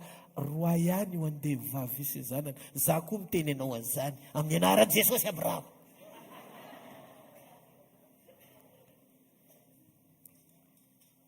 Hitanao Andriamanitra tsy Andriamanitra ny fihetsepo zany. Fa vao hitan'Andriamanitra i Abrahama, fa vao miteny izy dia manaiky. Tsy hoe tsy nanao erery Abrahama, fa rehefa miteny Andriamanitra dia manaiky ianao. Zay ny andrasany aminao. Fa fantao loatra tsy nisy le problema ny Abrahama. Fa nanomboka fanekena vaovao tamin'ny alalana izy. Tsy nataony Abrahama mivesatra tamin'Andriamanitra, fa i Abrahama makatoan'Andriamanitra. Dia jereo ny zavatra nitranga. Afaka tamin'ny zanaky ny fitahiany i Abrahama, fa nanomboka teo niteraka ny zanaka amin'ny fanekena. Andriamanitra tsy nitany Isaka, fa nanao azy ho fanekena. Mamboatra fanekena tamin'ny alalan'ny fisiany Isaka Andriamanitra. Alliance. Andriamanitra misy fotoana izy manenina ny amin'ny fitahiany, vakio ny Baiboly. Manenina izy ny amin'ny fitahian'ny olona. Fa zana hamaky Baiboly, sanatria Andriamanitra raha nenina ny amin'ny fanekena. Andriamanitra tsy manenina mihitsy amin'ny alliance, fa misy fotoana izy manenina ny amin'ny fitahiana. Zareo ny firenena Arabo, tsy misy mantra ireo nareo rehefa mpanan-karena be daholo, zareo marina le teny. Maroka, Egypte, Dubai, Emirates sy ny sisa. Fa ny problema ny zalahy mandany vola amin'ny resaka terrorisme izy. Tsy popoka eran'ny tanàna. Satria hoentiny mamoana fa tsy misy Andriamanitra marina tena mitondra sy mife ampitiavana ny fony. Hatramin'izay ka hatramin'izao dia sainy fa niaren'ny tany dia mandesy mamily lalina ny fifatoan'olombelona foana. Raha vao tena hoe eto tany ny fon'olombelona dia tsy tafajoro zany mihitsy amin'ny ara-panahy. Io resaka io tena dinio ny Baiboly hatrany amin'ny Genesis ka hatrany amin'ny Apokalipsy. Lasa tsy mendrika foana ny fiafaran'ny fiainan'ny olona rehefa be loatra ny areny, satria lasa manomboka miala amin'ny Jehova ny fony fa mifikitra amin'ny mamona. Ary zay no mahatonga an' Jesosy sy ny laza tsy vitanareo ny manompo an'ny mamona sady manompo an'Andriamanitra, fa raha manompo tomporonareo, ndray ho alinareo dia ndray ho tianareo. Andriamanitra nefa tsy fahavalinao manan-karena, satria mpanjato be ny Abrahama. Tsy fahavalino mpanan-karena Andriamanitra, fa ny fona mifikitra amin'ny arena no mahatonga an'Andriamanitra lasa latsa-danja no ny fametranao ny fonao amin'ny zavatra hita maso izay tsy hanaraka anao akory mandrakizay. Teteny aminao jereo Solomona, mefahendrena Andriamanitra. Nomeny Andriamanitra azy fahendrena sa tsy nomeny? Nomeny. Dia hozy isy Andriamanitra satria faly be fa ohatra mba tena ho lazoko antoka zany, fa teteny aminao zany fa tsy fahavalino mpanan-karena Andriamanitra. Dia Andriamanitra tena hitako fa ompony tokoa fa zany nataon'ny Solomona, tsy arenana volana voninahitra na ny ainy fahavalony, fa zany tsy nangatanao fa omeko anao. Zany hoe Andriamanitra zany mahazo antoka, fa rehefa maro toerana ny fitoerana ao anaty fanekena dia vitsoran'Andriamanitra ny fahafahanao miaina ao anaty fitahiana. Alleluia. Fa zao nefa ny zavatra nitranga, rehefa nitobaka loatra le tena arena teo amin'ny Solomona, voatahiry hoe fiainam-panahiny? Tsy voatahiry, satria arakaraky ny abetsahan'le izy nampidirany vady be dia be. Efa ho arivo mahery ny vadin'ny Solomona. Zany hoe isaky mivory zany Solomona noho ny arena, fiangonana ray vadiny dôly. Tsika reto zany zao raha ohatra ka mivory ohatr'izao Solomona dia vadiny dôly. Dia mahafantatra areo ve zany zavatra mitranga zany? Rehefa ianao no mangataky ny hotahiana fantatra, dia jereo fa ny fitahiana rehetra matetika dia mitona ny olona ho any amin'ny fahavarim-barianana. Misy olona raha vao tsy mananasa izy ohatra, vavaka amin'Andriamanitra isan'andro, izy ny tonga aloha amin'ny mpivory rehetra. Fa raha vao tonga le fiara amin'izay, tsy hitantsony izy amin'ny herinandro manaraka fa nanao vakansy izy mianakavy. Indrindra moa rehefa zoma hariva. Dia rehefa notaniana, ahoana nareo? Fa izy nareo sao, pastera, mbola mandeha be ny asanay sao fa mba tsofrany kely. Za tsy miteny hoe tsy tokony asa ianao, fa omeo toerana sarobidy mihoatra lavitra noho le zavatra efa mandeha le mpanome. Zay moa mahatonga an Jesosy tsy nametraka ny fanirianao ho lara-pameny, tsy nifinaritra ny mila mpanao fanafody. Jesosy Kristy avy any Nazareta no ilainao. Ny ilainy marary Jesosy fa tsy fanasitranana. Noho izany aza vela ho ampahorin'ny arety ny hitady fanasitranana, fa ataovy izay atsara communion ao anaty fanekena mba hahatonga anao hisitraka fanasitranana. Tsy maharety akao an'Andriamanitra. Fitahiana zany hoe misy fotoana ianao rehefa tsara tarehy na tena tsara ianao efa tsara fa ianao mbola tena tsara bebe kokoa dia tara ianao rehefa manomboka mandeha mivavaka satria nahoana eo fitaratra mandritry ny adiny ray jejo mangatsy fantatrao fa ny Galatia toko 5:9 ane voalaza amin'ny Baiboly fa miariary ny asan'ny nofo raha mba manao zavatra tsara ianao ho an'Andriamanitra tsy mampaninona ny tompo fa rehefa anaty fotoam-pivavahana kosa ianao tokony 5 ianao mba mametraka lanja hoe amin'izao tsika miditra ataovy tehaka mafy moa an'Andriamanitra dia zany sao raha ohatra ka zany zavatra zany teneniko dia mbola misy miaina amin'izany dia soraina amiko pastera kosa tsy eny ambony pilipitra no miteny an'izany raha teneniko tsirairay ilay izy dia la ny créditko fa fafiko satria be dia be amintsika ilay izy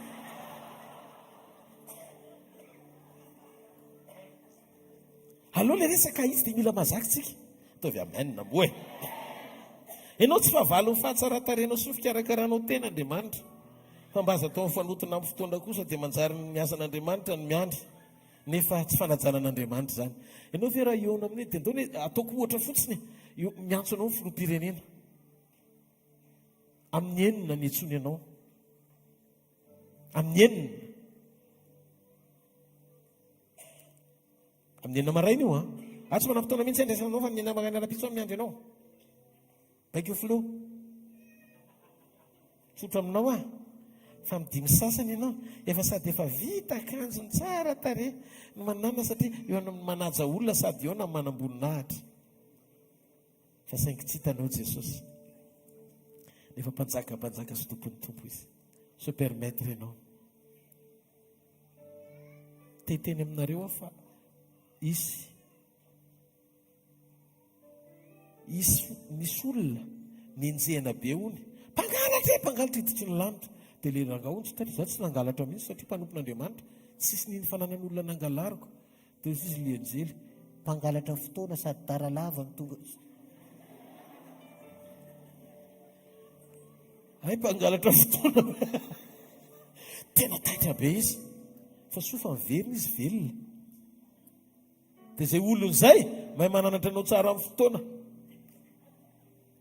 karakarao ny tenanao fa tovy tonga ara-potoana ianao fa problemana fanekena tsy miorina tsara zany sy communion tsy miorina tsara daoly zany rehetrarehetra izany rehefa ianao no mangataky ny hotahiana fatratra dia problema ny faran'izay satria matoa ianao mitady an'ilay izy dia ataonao fanamperana ilay izy raha vao mandeha be eo ilay izy dia ianao no tsy hitan'Andriamanitra voaloha manomboko zao aza hoentin'ny fitahiana tsony fa oka ianao ny hitondra azy ny olony fanekena ihany ny afaka hifeny fitahian'Andriamanitra hatramin'ny farany na voly io na reny io ninonninona Jesosy aloha teneno zay Jesosy aloha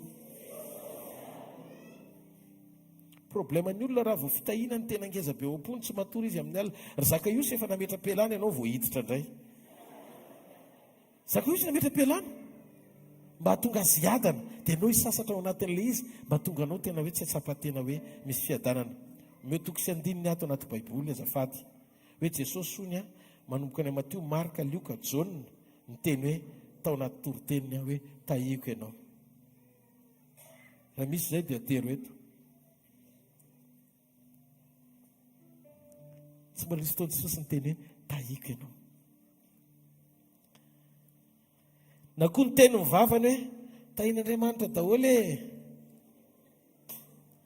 ny antony tonga izy ho amin'ny fanekena fa tsy tonga izy ho amin'ny fitahiana izy mihitsy ny loharano-pitahiana ho antsika izy loharano-pitahiana ho antsika tsy tonga ho amin'ny fitahiana izy fa tonga ho amin'ny fanekena zany no mahatonga anay tsy mitory fitahiana fa mampiorina anao anaty fanekena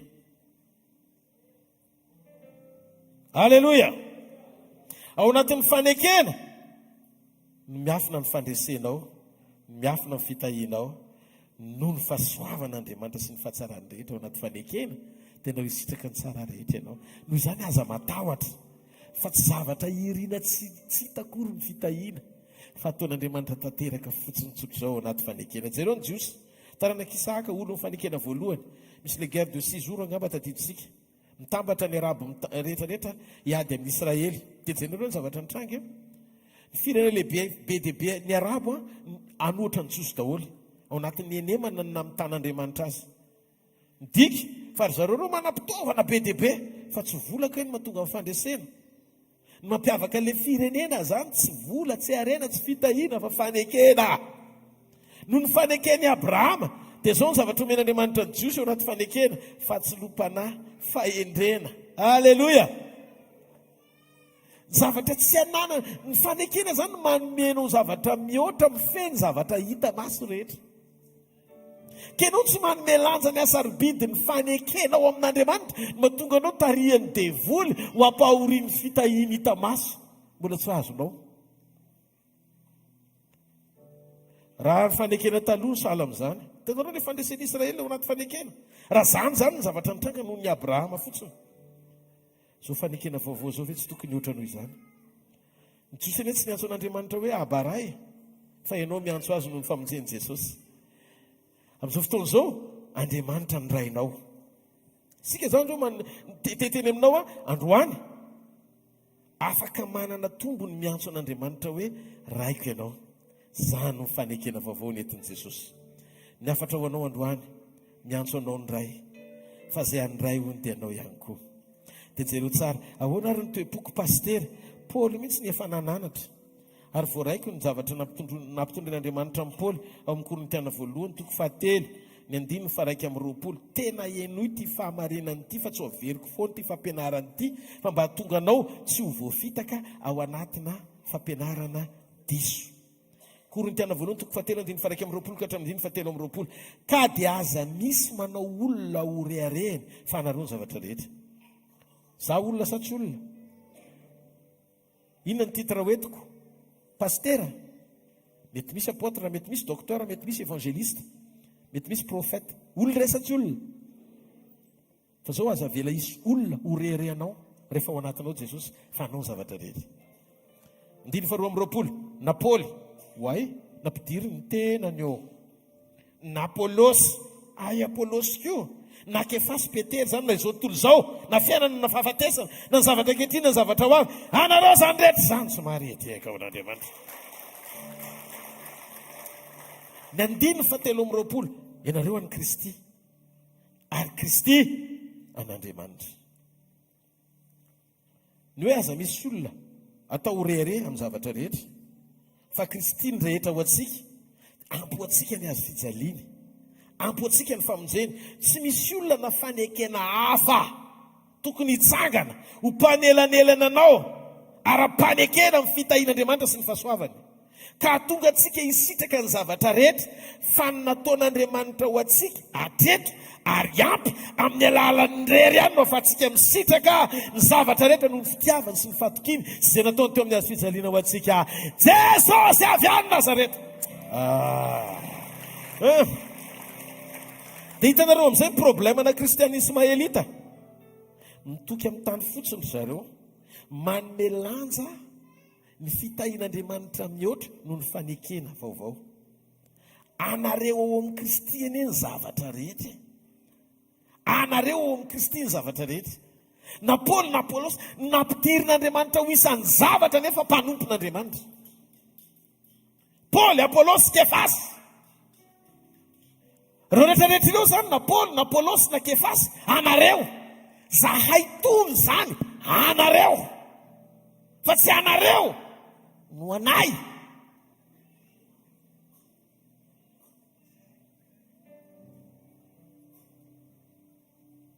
Zay ny fanananareo, fa tsy anareo ny fanananay. Tsy zany miteny izany fa Andriamanitra. Amen. Ary miteny an'izany Andriamanitra dia enoy ty fahamarinany ity. Rehefa manaiky zay hoe anareo, dia matateraka ny fanomponay mihety mba ho voninahitra reo ny fisianay. Somary etiaka amin'Andriamanitra. Satria ao amin'ny Kristy izay te ho lehibe aminareo no ako mpanompony izy rehetra. Ray zay. Faharoa, tsy misy fitahiana ho anao avy amin'ny olona, fa rehefa ao anatinao Kristy, anao ny zavatra rehetra. Ka ny olona rehetra satria mandray fahasoavana avy aminay ianareo amin'ny alalan'ny teny izay torianay. Tsy avy aminay reny, tsisy avy amiko Tompo. va avy avoanao. Dia ozy izy Paoly mpitory fahasoavana no ny teny hoe misy tsirotelo namely tsirotelo sy fantatro le tsino anankiray ve aretina, le tsino anankiray ve fanenjena, le tsino anankiray fantelo ve fankahalan'ny olona torabata. Izy izy Andriamanitra tamin'ny Paoly eo ny zavatra efa ampy any. Ino zavatra ampy io? Fahasoavana. Dikan'izay ny fahasoavan'Andriamanitra dia ampy sy feno ary tanteraka tsy hanampiana tsy hanalana. Tsy tokony hitady ianao alitara hafa ankoatra ny hôtely ny azo fijaliana izay mijoro hamonjy ianao. Ny famonjen'i Jesosy feno anareo ny zavatra rehetra. Raha nareo ny zavatra rehetra ary ianareo any Kristy any Jesosy, Kristy an'Andriamanitra, dia niza zany ny zavatra rehetra an'Andriamanitra. Dia jereo amin'izay mahatonga an'Andriamanitra tsy mamotsitra ny zavatra rehetra ho anao dia satria ianao misaina fa anao le izy. Averiko amin'izay le izy, enoy amin'izay. Fa zao atobak'Andriamanitra le izy iseho ny fiainanao rehefa tanteraka ny fahatsapana ao anatinao fa an' Jesosy ianao ary Jesosy an'Andriamanitra. Dikan'izay mpitantana ianao fa tsy tompony. Somary ediaka ao an'Andriamanitra. Anareo ny zavatra rehetra, ianareo any Kristy ary Kristy an'Andriamanitra. An'Andriamanitra ny zany ny zavatra rehetra. Dikan'izay matoa izy miteny ianao ny zavatra rehetra aza mitsiriritra ny zavatra rehetra izay mbola tsy misy. Ary aza mangataka izay zavatra tsy misy mbo tonga misy. Fa tsaroa fotsiny eo am-ponao fa anao ny zavatra rehetra. Rehefa tsara fifandraisana amin'ilay tompony zavatra. Ianao any Kristy, rehefa any Kristy ianao ary Kristy an'Andriamanitra. Dikan'izay ianao mifikitra amin'ny zavatra rehetra dia ny fitoeran'ny fonao hoe anao io dia izay no mahatonga ny fonao hoe anaty zavatra rehetra tianao anao dao nefa tsisy anaraka anao narera dikan'izay tsy anao le izay tsy anaraka anao. Jereo masino kaikinao amboary ny fo e. Avy aleo ny fanondroany amboary ny fo mba ety ny zavatra rehetra hoe fa an'Andriamanitra io hoe fenao mpitantana fotsiny. Halleluja. Ka tandrema ianao sao dia kristianina ismaelita manana an' Jesosy Kristy mety efa zanaky ny ray fa mifikitra amin'ny zavatra tokana ihany ny hotahian'Andriamanitra. Tonga eto tanysika anamasina ny anarany ijoro amin'ny fanjakany. Ato amintsika ny fanamasina manana voninahiny sika satria napetranao antsika mba hosotrahantsika izany. Velona Jesosy Kristy eo ankavanany ray izy ary tsy ho azy na tonga azy nitsangana tamin'ny maty sy mitoetra eo ankavanany ray fa ho anao fiangonany. Tsy matorina rendrena mpiambina anao, efa nandresy ho anao izy. Ianareo ve tsy mino fa Andriamanitra rehefa manao zavatra rehetra ho antsika dia tena nataony tokoa zany mba ahafahantsika misitraka an'izany ho avy aminy rery ihany. Satria tian'Andriamanitra ho fitsorana hiverina any aminy ny sorsany zavatra rehetra tokony ho antsika. Izay no mahatonga antsika mora kely mihitsy ny tonga kristianisma elita. Ny kristianisma elita mora mizara ny sainy sy ny lohany hihevitra ny zavatra rehetra ho avy aminy. Dia ny zavatra rehefa tena ao anaty fisasarana dia tsy mitondra toe-panaraka an'Andriamanitra. Manjary kahihatra ianao, manjary matsapa-teny ianao veriny rehetra raha vao tafasaraka amin'ny mamona. Tsy afaka miaritra ao anatin'ny lalatsarotra tsoa satria zatra amin'ny sitraka sy miaina ny zavatra misy eto amin'ity zao tontolo izao izay mandalo sy miserany ity. Eno ilay izy manana an'izao toe-po izao. Misy taon'izay ilay hoe andeha hanao asan'Andriamanitra ny ivelany dia Andriamanitra tena ny teny tato-poko. Tsy maninona na mahazo viza na tsy mahazo viza. Tena Andriamanitra ny vavolombelona fa tsy mampaninona mihitsy ary tsy akasika ny saiko satria za tsy te ho any an-dafy. Fa za te ho any amin'izay toerana tian'Andriamanitra andrahana. Tadio fa tsy ny olona rehetra mipetraka any an-dafy no manan-karena. Betsaka ny olona te ho any an-dafy hitady ravinahitra satria mety hoe sahirana mety Madagasikara ohatra zany fa tsy ho lamatomba za zany ianao any.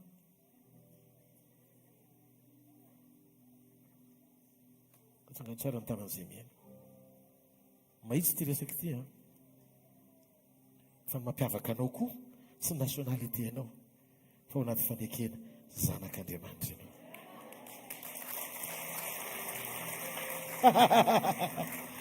Rehefa zanak'Andriamanitra ianao miaina zay mahatonga Jesosy niteny jereo voromanidina. Fa maninona moa Jesosy no miteny hoe jereo voromanidina? Le hoe voromanidina tenen'i Jesosy anie le fony le vorona zany vao mivoaka ny trano dia fantany fa mivoaka izy alohan'ny hodiny. Ny sekoly ny finoana zany mijery vorona. Misy tempotiny-Andriamanitra amboarina reto ato anatsika. Fenao le misasatra panahiny io manota. Dia zay no natonga ny Adama sy Eva mijinja fahafatesana, zay le mbola laza ny Genesis. Ohatsy izy, ny atsembohan'ny tavanao, ninanao dia tonga dia nitoizan'Andriamanitra hoe zay no mahatonga anao tany ny atomboanao dia vovoka anao dia vovoka anao. Dia ohatsy izy ny zanak'Israely. Rehefa zay zany mitady an'le fitsarana avy amin'ny fanomezan'Andriamanitra. Dia nietrehitra zany zareo hoe Kristy amin'izay Moïse, satria Moïse no nampiasain'Andriamanitra matsy direct ohatran'ny tao Edena indray tamin'ny fanidinan'Andriamanitra mofo sy mana avy any an-danitra. Dia zao zany problème, ny alalàna fa miaina ao anatina blessing ny olona, tsy hampahorian'ny fisasarana mampifamatotra ny fony amin'ny zavatra ilaina ka tonga ny toe-panahany iova amin'izay natiora namoronan'Andriamanitra azy. Natiora mpamoronana tsy mifikitra amin'ny zavatra ananana, fa afaky ny hamotsitra ny zavatra rehetra ho amin'ny fanjakan'Andriamanitra. Fovotsitra ho an'Andriamanitra no ilaina. Zay mahatonga n'Andriamanitra tsy miara-miasa amin'ny tananao fa miara-miasa amin'ny fonao. Tsy maretega ao an'Andriamanitra. Rehefa manomboka mivotsitra ianao dia averin'Andriamanitra ao Edena, satria tao Edena famatsian'Andriamanitra. Edena aloha voa Adama. Fa rehefa nanota Adama misasatra aloha voa izay zavatra rehetra ilaina. Dia reny nefa mahatonga ny sainao miova. Rehefa ianao zany no mianatra sy mampiaina ny fonao amin'ilay toe-po anankiray voalohany, dia tsy hafa miala amin'irety toetrireto ianao fa miala tsiny ka ihatra, kizitina, mamofy akotry, atody, zairinao daholo ny akorakoran-javatra rehetrarehetra na baky raha rovotra azy. Dia rehefa misy fotoana ny olona manamanam-bola izy te hanaovako amin'ny krismasy, ny olona ohatr'ireny tany amin'ny février dia efa azo ny akanjo krismasy. Dia raha vao tonga izy any amin'ny desambra somary nahazo azo eny ka tsy tafiditra le izy, tomany izy satria nahoana le fitahianany tsy any amin'ny akanjo fa mivatana mitombo satria ny anina ambony noho ny halleluja. Hitanao tsisy fiadanana ho anao zany reto tany ny fikira amin'ny fonao. Akanjo atononanao androany ilozanao raha-pitso, ny pointuranao androany reto sy pointuranao raha-pitso. Halleluja. Tsy eto tany le izy. Fa zao vao nanomboka koa Jesosy nampitombo ny mofo 5 sazan-drano roa, dia izy koa ny Jiosy hoay tia indray le famantarana ho tia tena me Kristy manome mofo, satria le fanomezana avy any an-danitra no andrasany Jiosy, dia lasa indisy famantarana anehoana ny Mesia ny famatsiana avy any an-danitra. Miala ao anatin'le ozony. Resakantsika momba ny fitahian'Andriamanitra. Zay mahatonga Baiboly nampisaraka ny tena arena sy amin'ny fananana eto tany fa amin'ny fananana an' Jesosy. Dia ny sokajiana ho fitahiana tena izy avy amin'Andriamanitra. Fisian'ny Kristy ao anatinao, fitahiany Jehova mampanankarena ary tsy azo ny fisasarana ampinjany. Ianao mitady arena sy te hifikitra amin'ny arena ao anaty fisasarana. Zany tsy midika kory aza miasa. Afaka miasa ianao fa ny am-ponao fri be mihitsy ho ampiasana. Fri. Tena ianao mihitsy hoe maivana ianao. Maivana ny ao anatinao, sy voafatitra ny ao anatinao, libra ny ao anatinao, fanjakan'Andriamanitra ny ao anatinao. Ary misaotra an'Andriamanitra, tena misaotra an'Andriamanitra, fa efa manomboka tafiditra ao anatin'ny assemblée antsika zany toe-po zany, efa manomboka hitako zany, efa manomboka manangasanga sy mitranga. Ary zao no mitoy hitsanga ihany ty fihavanana sy fivondronana apostolika, tena izy ty maneho ny eglizy primitiva, mandaperiny Jesosy, ndao io rakoraka mafy ao an'Andriamanitra. Tsy vola no miteny, tsy arena no miteny, tsy ny zavatra hita maso no miteny. Kristy ao anatsika tsiraray avy, fanantenana ny voninahitsy. Halleluja. Tsisy olona hoe mangidy zany tonga dia mailo be anao miaro tena matahotra no ararotina.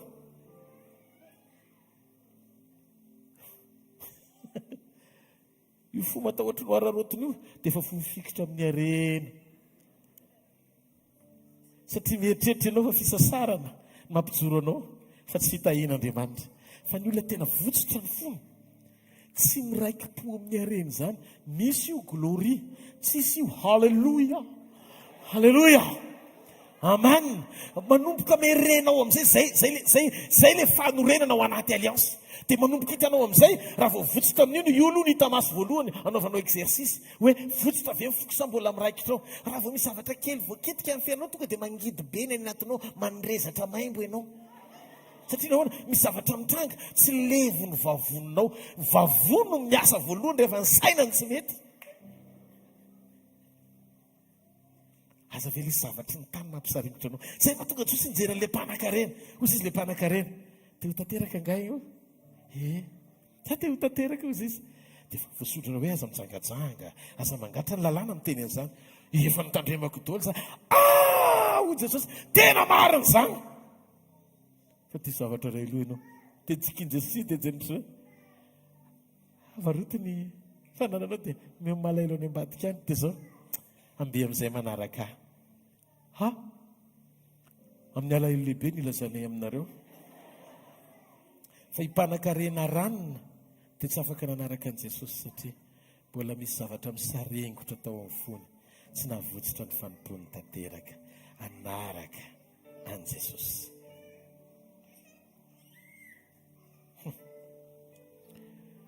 Jona 4:20 mandraka kehitriny dia tsy mbola nangataka nainanina tamin'ny anarako ianareo mangatay ianareo dia ahazo mba ho tanteraka ny fifalianareo nareo fa dia mieritreritra fa mandraka kehitriny tokoa dia mbola tsy nangataka nininina tamin'ny anaran'i Jesosy ny mpianana fa manindry Jesosy miteny hoe mangatà dia ahazo ianareo mba ho tanteraka ny fifalianareo misy fifaliana tsy tanteraka ho ambadiky ny fahazahoan-javatra Petera efa niteny efa na ny tompo toko amin'ilay tantara anaty baiboly mihitsy tompo efa nanaraka anao izahay ka inona no azonay dia hozy Jesosy hatramin'izay niaranareo tamiko mbola nisy nampahory anareo va tsy a tompo zany hoe fa nangataka zany zareo nangataka izy notahina ry Petera raha zany teny zany inona no anay dia tonga koa mpianatra sasany tompo zay mba te ho mpanasitrana sy mpanao fahagagana mampianaranay hoe hivavaka satria mba mivavaka ihany mantsy izahay fa tsy mety mitranga mihitsy ny zavatra ataonao fa mba mivavaka ihany rehefa makina tendrombohitra dia mba mitokana ihany koa izahay fa misy anankiray mijery efa nidina ve ny tompo samboly zany hoe tsy mifantoka zay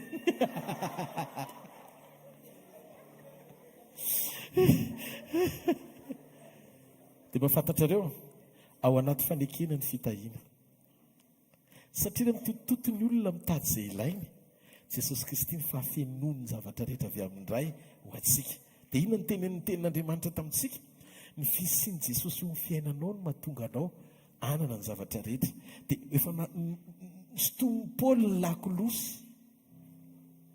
mba hanairana anao hoe zay tsy miaro ny zanany lahatokana natolony hamonjy atsika ao anaty fanekena amen tsy omeny miaraka amin'i Jesosy koa va ny zavatra rehetra aza negligenao ny famonjena amen inona le fanomezana tian'Andriamanitra mbola hoe angatahany mpianatra fa mbola tsy nangataka mihitsy ondry zareo dia zay mahatonga ny fifaliany tsy tanteraka raha mangataka ve ianao arena dia faly ve ny fonao antanio Zakaio fa tsy niatana izy nananana ny zavatra rehetra azy tsy ny avetsany zavatra nanana no mitondra fifaliana fa Jesosy misy zavatra angatahana mahatanteraka an'ilay fifaliana rehefa tonga zanak'Andriamanitra ianao dia manana tombony sarobidy mihoatra no zao tontolo zao satria manana ny Kristy ao anatinao inona ny zavatra omeny Jesosy ao anatisika mihoatra no zao tontolo zao ary tsy hanana n'izao tontolo zao fahendrena révélation fanambarana fahasoavana fanamasina ny fahafenon'ny hery ny anaran'i Jesosy zany rehetra zany no fananana ao anatisika dia ndao ny tsika eritreretra manana an' Jesosy ianao tena feno Jesosy fa zao raha mbola misy zavatra ifantohanao dia tsy aktive ny fisiny ao anatinao ahafahany miasa amin'ny alalanao. Tonga dia vavadiny tepoly Petera sy Jona naveriko foana kozy le malemy mangataka hoa misy vola aveo, volamena, volafotsy. Dia isako mandalo izy roa laka misy kely tlako dia manao le malemy eo ihany miforetaka fa ry zareo miditra any amin'ny tepoly. Dia mandeha zay isan'andro ohatr'izany. Dia mandeha zay fananian'Andriamanitra tapaka sisy. Hatramin'izay zany zareo namana tsy tapaka mihitsy. Fa tamin'ity indray mitoraka ity namana sy tapaka. Tsisy vola. Ozy izy Petera. Misy zavatra nanako hatramin'izay fa tokony izay nomeko fa tsy le nisy. Hitanareo, raha mbola eo mamoana, tsy tsangana le malemy. Fa rehefa tonga saina amin'izay fananana, jere aho hoe, dia nijery le malemy. Tsy manana volamena na volafotsy menanao aho. Fa izay ananako no omeko anao. Amin'ny anaran'i Jesosy Kristy avy amin'ny Nazareta, izay le fananana, mitsangatsangana, tsangana le malemy. Satria sisy mamoana. Ka indraindray ny fahafoanana, fanairana ao anaty communion. Misy zavatra ny indraindray antsian'Andriamanitra anao fa tsy akenao satria eritreretinao hoe ty kosa mba lozika. Le fiheveran-tena kely io, fiheveran-tena kely ny profim-panehoana fa mbola mitady fitahiana ianao. Iny le fitahiana eritreretinao hoe vola mety tsy azo anao tsony. Voninahitra. Raha mbola misy kely 0,5% any dia arary foana ny ao anatinao satria nahoana mitady voninahitra ianao, mitady laza eto ambonin'ny tany ianao, mitady inona moa zany fahatsarana ianao amin'ny alalan'ny fiheveranao. Fa ny zavatra ataonao koa dia ho anao fitsory hiala amponao zao ankehitriny izao izay misaringotra kely rehetra avelanao vidy. Fa rehefa vidy ianao men'Andriamanitra zavatra tsy hananan'ny olona, tsy ezaka ny tonga le izy fa fananana amaly ianao amin'ny fotoana tianao izarana zavatra tsy vitan'ny olona. No hijoron'Andriamanitra hoe misy be dia be ao amin'ny anarako. Inona amin'izay le fitahiana? Ao anaty faneken'ny anaran'i Jesosy, ao anaty faneken'ny fiombonana amin'i Jesosy, ny fahatongavan-tsaina, ny fisian'ny fanahany ao anatinao mba hahafahanao mizara an'izany ho an'ny hafa. Ohatra, aza mitondra teny ianao mahatsapa anao toy ny jentilisa. Sy ireo ismaelita mitady ny tanin'Andriamanitra isan'andro kanefa manana ny fahafenoany ao anatiny. Ianao manana ny fahafenoan'i Jesosy fa tonga eto amin'ny fanatrehan'Andriamanitra ianao ohatran'ny jentilisa ihany sisy hoe mitady famantarana, mitady fahagagana. Fatenen'i Jesosy zao anaty Baiboly hoe ny jentilisa mifatra mpitady famantarana, ianao mbola kandidaty foana mandrakandroany. Dia zao aza miditra ho isan'ireny olon'ireny mahatsapa fahafenoany ao anatinao. Za zao manana dingana anankiray teo amin'ny fiainako. Rehefa nanambady dia mitondra ny anarako ny vadiko. Dia rehefa mitondra ny anarako zany ny vadiko, ny dikan'izay dia manana ny afaka mitondra ny anarany ankonako izy. Dia ianao zao ankonan'Andriamanitra mitondra ny anarany kristianina. Za zao namoka mijery ohatra mialatsiny amin'ny resaka mikasika momba ny firenena hafa, ohatra miresaka mikasika momba ny Flou Macron, Flou Frantsay, sy Brigitte Macron, lasa Macron koa ny Macron, Brigitte zany. Brigitte Macron zany dia vadin'i Macron, président ny Frantsay na ny firenena Frantsay. Brigitte ohatry ny antitra ny paoziny, efa lehibe zokonjokony ny Macron. Fa zao Madame Macron ny anarany, izy ny première dame, ary rehefa vizana avy miasa Macron dia tsy maintsy mitsoraka eny atratra Brigitte. Lasa tena zavaiko tsara ilay izy. Ka namety tezitra ianao hoe Macron ohatra ny tanora nefa Brigitte antitra. Dia Brigitte sy Macron mpivady. Mitondra ny anaran'ny Macron Brigitte. Noho izany, rehefa hifidy PM Macron, tsy maintsy maka ny aviany Brigitte. Ahoana ny hevitrao? satria io ny akaiky azy indrindra mialohan'ny conseillen rehetrarehetra vadiny aloha ny anony voalohany. Dia mahafantatra io ve rehefa tsara ny intimité anao amin'Andriamanitra, tsy mijanona fotsiny eo amin'ny sehatra mahazanak'Andriamanitra ianao, fa miakatra ho isan'ny olona manam-pahatsapana fa vadin'Andriamanitra. Ny olona rehefa vadin'Andriamanitra dia manana pena ny fiadanan'Andriamanitra mihitsy ny ao aminy. Zay no vao tonga any amin'ny dingana hoe mahay mamelana amin'ny fahavalonao aza. Aza mialoko fotsiny eo amin'ny toerana hoe za zanany. Fa miakara ho isan'ny vadiny, mpanao anao anie ny vadinao e. Isaïe 54:6. Jerentsika ny Isaïe 20:5-5. Ny mpanao anao vadinao. Jehovah tompony maro no anarany. Aleluia.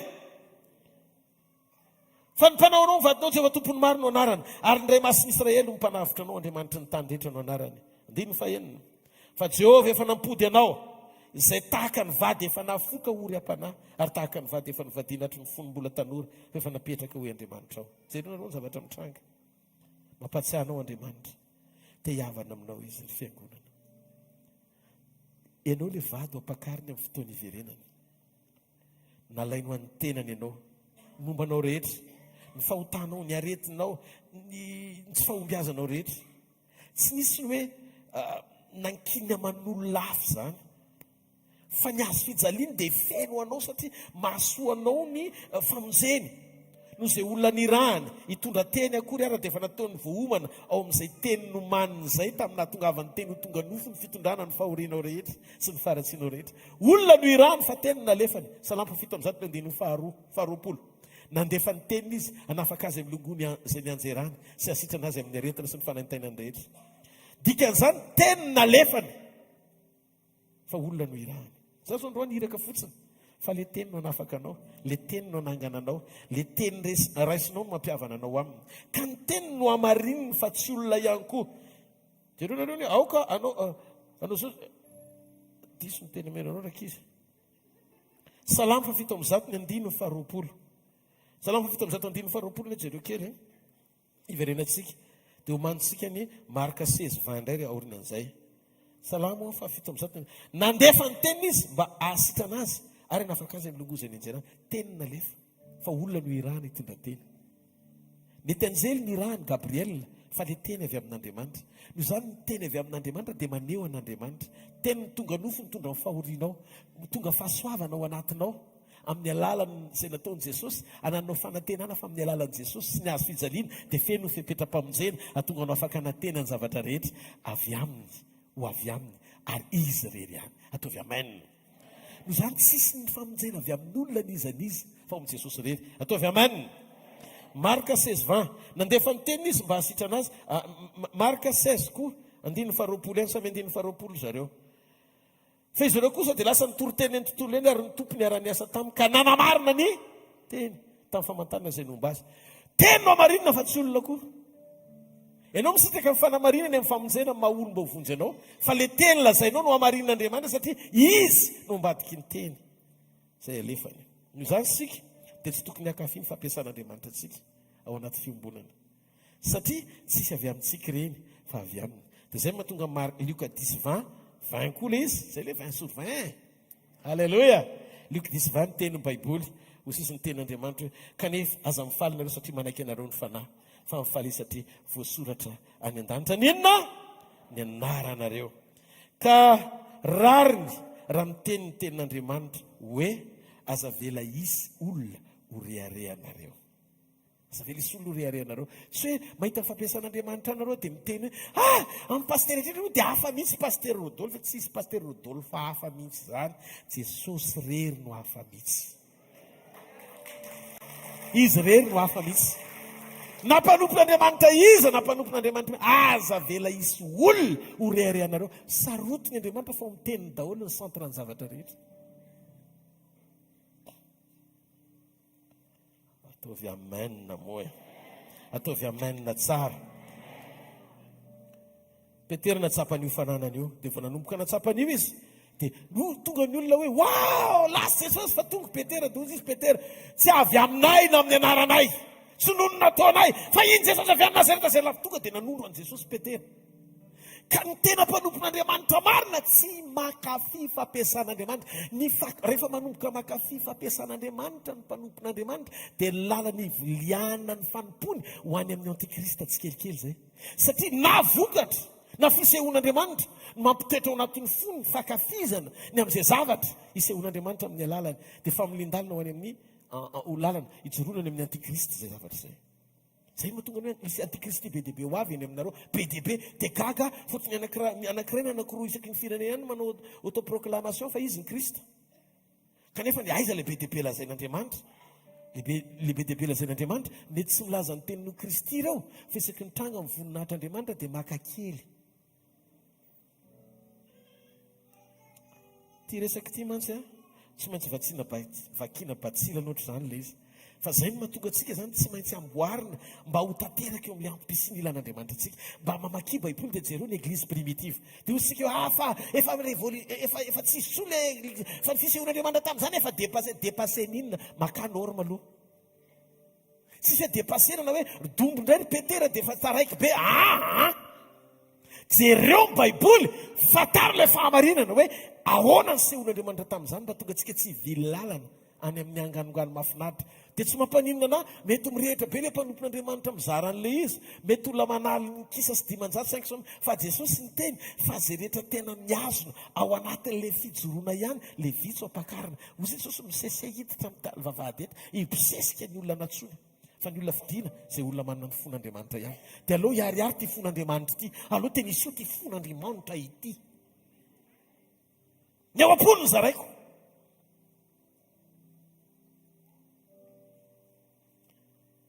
Zao ny zavatra tsapako, Andriamanitra tsy tonga hoe atonga anao ho vady anome fafinaretana azy, fa ny antsony anao dia ho vady anao takalo aminy.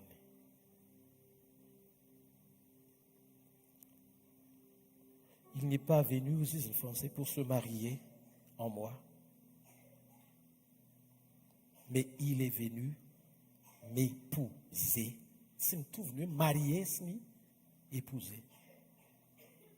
Nalainy ny otako dia ny soloa ny fahamarinana, nalainy ny aretiko dia ny soloa ny fanasitranana, nalainy ny henatro dia ny soloa ny voninahitra, nalainy ny fahambaniako dia ny soloa ny fahamboniana, nalainy ny fahalemeko ny soloa ny hery, nalainy ny fantrako ny soloa ny arena. Ay ny zavatra rehetra rehefa tsapako sireko fa ahy Jesosy Kristy.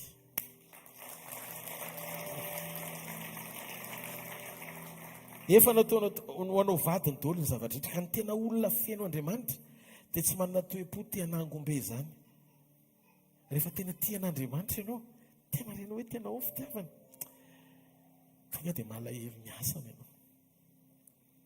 Tena Jesosy ahoana ny asanao, tena tsapanao nefa le asany ary mandehany amin'ny asany tsara ny zavatra ataonao. Ianao tsy ho zanak'Andriamanitra fotsiny, nandray an' Jesosy tamin'ny fiombonana fotsiny dia ray latabatra amin'i Jesosy dia tonga vadiny amin'izay dia tonga dia rehefa tonga vadiny izany dia nidika an'izay tsy any vadiko dia anahako dia ianao kizitona be zany ao an-trano dia iny koa nentinao miaraka amin'ny tompo dia ay zary Andriamanitra mizotra zay le izy. Manantony ianao dia miteny maro ny aretanao sy nangefrinao ny amiko. Mampianara mba tsy olona aingra fa ny fitiavanao ahy dia mihoatra lavitra no ny fahaizako mity. Tena tiako ianao Jesosy, tiako ianao mihoatra ny zavadrehetra, tiako ianao mihoatra ny ziny fo, tiako ianao mihoatra ny tenako, tiako ianao, tiako ianao, tiako ianao.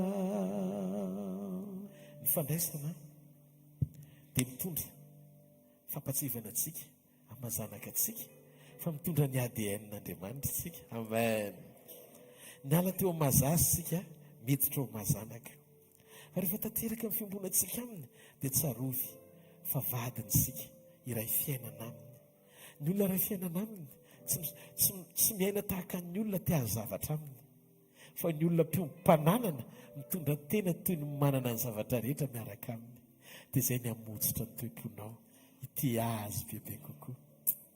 Mafantatrareo, rehefa latsapaka ao am-ponao ny fitiavana an'Andriamanitra dia tsy mila resena lahatra izany ianao ny amin'ny fanjakan'Andriamanitra. Fa misokatra ho azy ny eo am-ponao mikahalalahana satria namonjy ahy izy. Efa mihoatra noho ny zavatra rehetra ny nataony teo amin'ny fiainako. Dia izao ny zavatra mitranga hanompo azy aho. Ankoatra ny fahatsapanao fa nisitraniny ianao tamin'ny aretina, natsangany ianao tamin'ny fahalemena, najorony ianao tamin'izay zavatra mety nahararaka anao, dia fantaro fa novonjeny koa ianao hanana fiainana mandrakizay miaraka aminy. Amin'ny fiverenany hitondranao ao an-tranony izy. Tadidy ilay niteneniny, aza malahelo ho fonareo. Minoa ny ray dia minoa akozy Jesosy. Fa ao an-trano ndraiky misy fitoerana maro ratsy izany dia laza taminareo fa ho avy ny ray apakatra anareo ho any amiko. Mena Andriamanitra ohatra tsika nisy fotoana nijoro vavolombelona teto ilay rahalahy. Nalainy Jesosy ny dadany. Naveriny Jesosy kely aloha dia avy eo nalainy Jesosy indray. Ny ao anaty finoa tonga dia mibebe maheno hoe ay tena misy olona nalainy Jesosy profita maso amatompo ny aina azy. Naveriny aloha dia nalainy.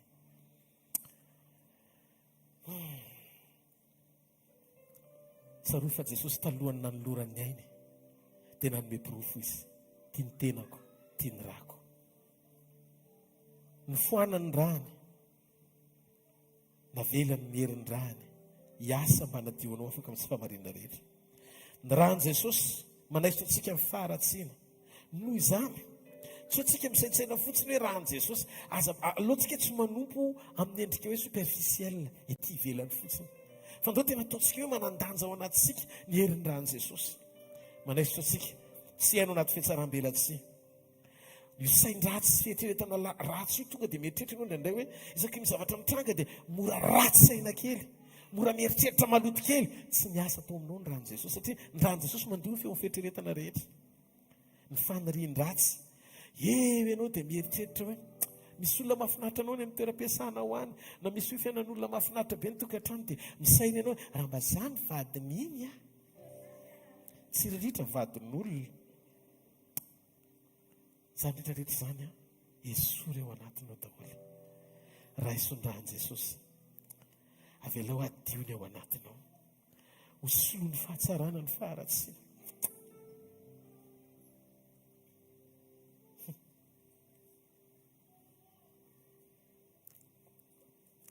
Rehefa avy maty izy ka nitsangana tamin'ny maty dia nataony tao amin'ny efitra ambony ianao fenoana ho fanahany. Dia nomeny ianao ny anarany.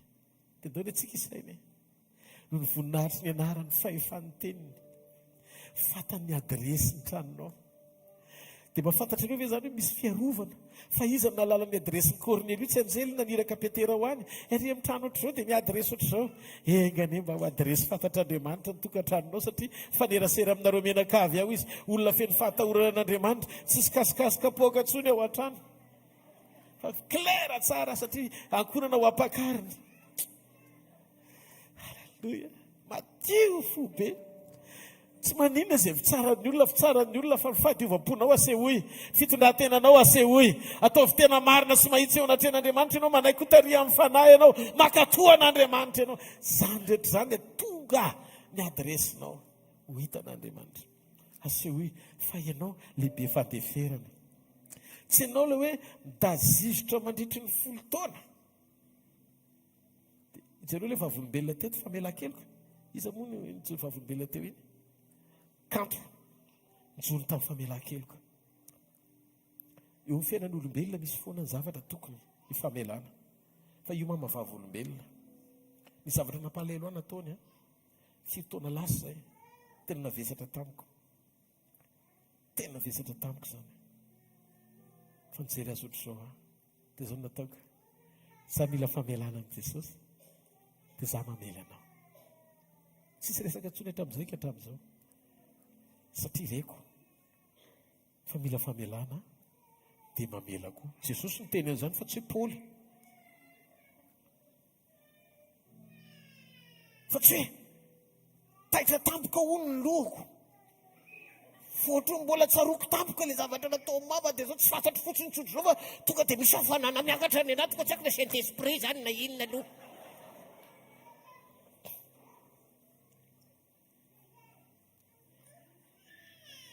Rehefa mamela dia mamela. Indraindray mahatonga mivaditsika ho an'ny vehivavy na ho an'ny lehilahy manana problème ao tokantrano. Mahatonga mivady anao indraindray. Tena mavesatra. Dia satria fantany. Faripito amin'ny fitopolo. Impito ny olona manota ndray andro. Nasain'i Jesosy avela tamin'ny Petera. Ny anao tsy impito amin'ny pitopolo fa indroa fa tsy navelanao impito amin'ny pitopolo taona. Raha vao misy mibitsika mitady androtony sainao, dia voly fa zay. Zay ilay délivrance tadiavina. Ny délivrance tena izy tsy fametratana amin'ny paster, fa ny fanekenao piditra tenin'Andriamanitra ny marina, ny teninao ny fahamarina ary marina ny afaka anao tsy handefa. Androany maraina, oko délivrer tanteraka ianao. Rehefa eny dia eny eo anatren'Andriamanitra fa tsy hoe tonga avy any dia zao a mafy loatra nanaovanao a. Izany nampanao an'izany any Jesosy. Mandolia atao anatrehako dia omeko anao zao tontolo zao. Fiakofana tambazana. Tsy hamela zany ianao raha tsy misy antony anankiray mihitsy, tsy profitako mihitsy, tena mila hitako maso mihitsy aloha tena niovy ianao. Ahoana moa ny hitanao? Avy ianao mba hitany Jesosy fa nihitany masonao ny eo anatrehanao ihany. Ny any ambadika any nga hitany masonao. Fa zao rehefa sincère ilay famelana dia madio ny sainao. Dia Andriamanitra ny tompony miantoka amin'izay. Amerina amin'ny lohan'ny zavatra rehetra. Zay ilay nahatonga mama nitoriteny teto amin'ny Jona omaly. Hoe ina moa ilay teny omaly iny? Hoe aza mandray ny andraikitr'Andriamanitra. Ianao mbola tsy ho an'ny Niniva akory, vokatry ny fonao maloto amin'ny Niniva dia lafena ngary bebaka akory, ngary vavaka akory. Eo ampitoriana teny ianao dia miandro ny olona tsy ho fofotsotsotra satria te hita afo alatsaka avy any an-danda dia fa vita zay ny asa, naka amin'izay izy nalainy amin'izay ilay tanatanamanga. Nampitsirian'Andriamanitra dia teo amin'izay izy hitazana hono izy hoe any dia vao may koa nampitsirian'Andriamanitra ny tanatanamanga hanomezana lesona anazy. Hitanareo amin'izay ny fitahiana azon'Andriamanitra homena na ho an'ny olona mpiodina azy ohatran'ny Jona. Ino ny ataony eo amin'ilay toerana avoavo hitazana ny hoe irefotry Niniva. Le reto a. Izy profety manana kominy ao mahafantana tsy azy ny fiolaisana amin'Andriamanitra. Andriamanitra tsy andikina azy ny kibony trondro fa rehefa ny hafa tsy ahoany firy. Zavatra mitranga. Nasian'Andriamanitra tanatanamanga. Nataon'Andriamanitra nandroana. Ka izy mantsy matetika koa ny olona ampiasain'Andriamanitra. Tsy boronina fa sola. Elisa zao sola. Jona koa sola. Satria dinaina ny andro izy ny lohany. Tena nany dia nasian'Andriamanitra solo volo zany. Perika zany. Dia napetraka teo ilay tanatanamanga. Tonga dia nitomany satria namay. Maty avahoana Andriamanitra. Andriamanitra ny anao izy tanatanamanga indray alina fotsiny nameko dia ohatran'io. Maika fanery lasa nahazo fananarana. Fitahim-pananarana. Ka fitahiana azon'Andriamanitra lalovina. Mena tsy voatery ho akasitrahany. Menana ny olona tsy mino azy. Ka inarany hodina tamin'Andriamanitra nanangana site. Noho izany ato amin'ity fanjakany ity ny fijorona ao anaty fanekena ny zava-dehibe fa aza midemontre zany hoe miaraka aminao Andriamanitra rehefa feno fananana be dehibe anao. Tsisy fanindrina raha materiely zany ato raha ny tena baiboly ny jerena. Tsy maretehaka ho an'ny tompo. Lasa finenany mampahazo aina azy. Zay ny zava-dehibe. Rehefa finenany mampahazo aina azy ianao na ny aliko petera azy ny ampiasaina. Rehefa mitondra fanotronana. Rehefa manomboka hanangana tabita izy, ny adresy ny petera mifantatra. Atsoa petera! Natsoa ny petera, natsanga ny tabita.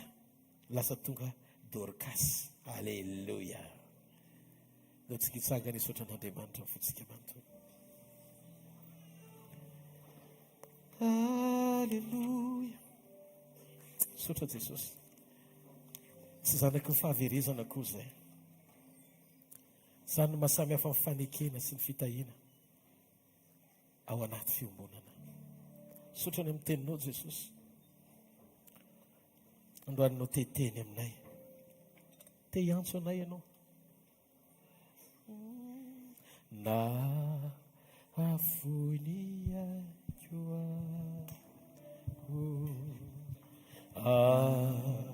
navotako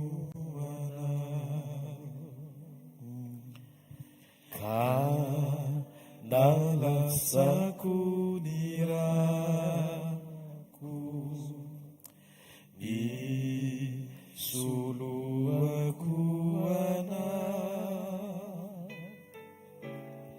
eny aiolonomeko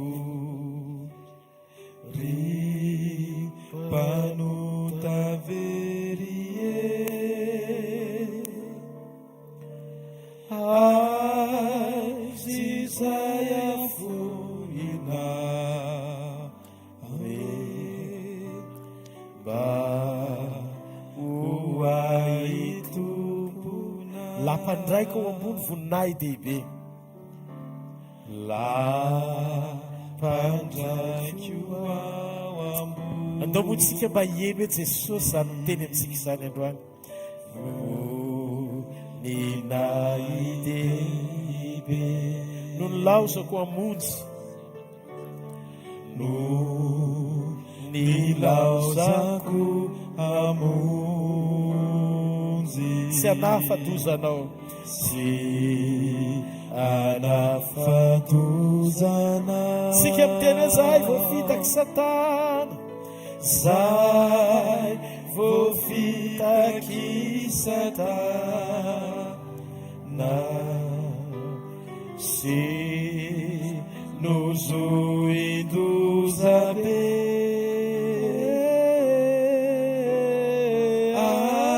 azy zay afoina aore mba hoai tompona soa be sy mahagaga no atolotro anao so abe sy mahagaga no atolotro anao famonjena tsy vidinana amin'inona amin'inona famonjena sy vidina famelana ny otanao famelana ny otanao fitiavatsy voafety fitiavatsy voafetra lova hoadanitra aizay zay fonao any Jesosy azy zay afoina ore mba hoai tompona tsika rehetra anao ty andino farany ty tena mifotsika manontolo atotsika ho any Jesosy no mba tsika manontolo ndro tompo faomeko ho anao ny tenako ho anao ny tenako ka tsy misy zay tsy foky Jesosy io ka tsy misy zay tsy foky io zay rehetra ty mazaka Yesu latsy tsy ahoako zany Jesosy Yesu latsatsy ahoko fa ny mpanompoana zavatra kendreko no zavatra kendreko raha sore ny zanakao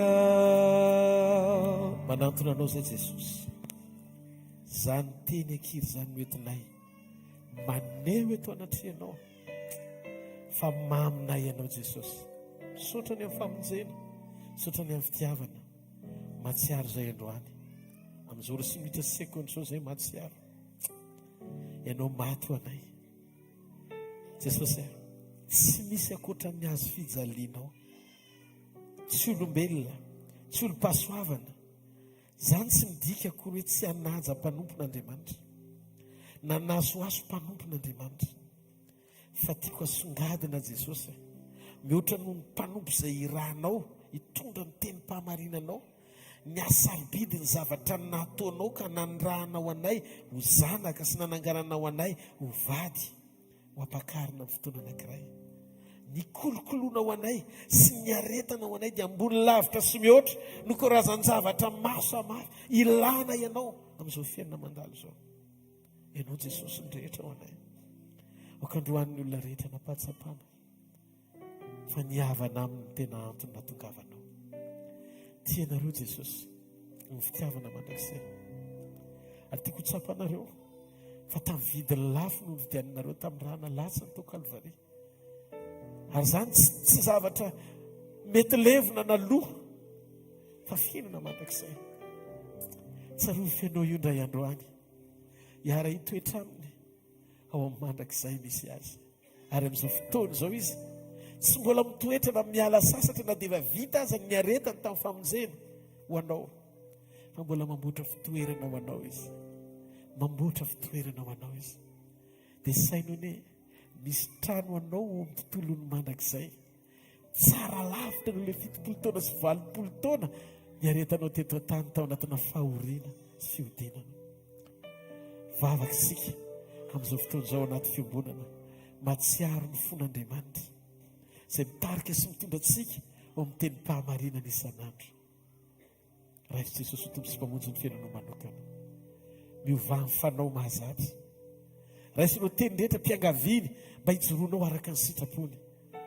Tsy kristianina fitahiana ismaelita, fa kristianina feno fanekena vaovao izay natongavan' Jesosy amin'ny melanjany famelan-keloka sy fijoroana ao amin'ny sitrapony tanteraka. Fa rehefa olona fanekena ianao dia anao zao rehetra zao, tsy amin'ny fampanantenana izao tontolo izao, fa amin'ny fanananao antoka fiainana tsara lavitra miaraka aminy Kristy fanantenantsika. Inetananao ny mofo. Jesosy tompo tamin'ny alazaina madiana azy dia nandray ny mofo. Rehefa nisaotra izy dia nivakiny toy sy tia ny tenako izay vakina ho anareo, so natao ho fahatsiarovana misora azy.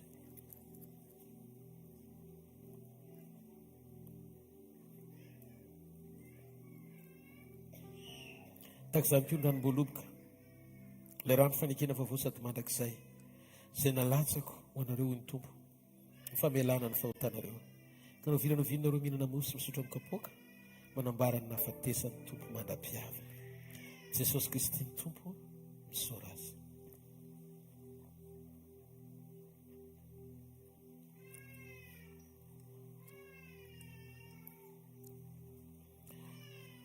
Misaotra Jesosy nomina, misaotra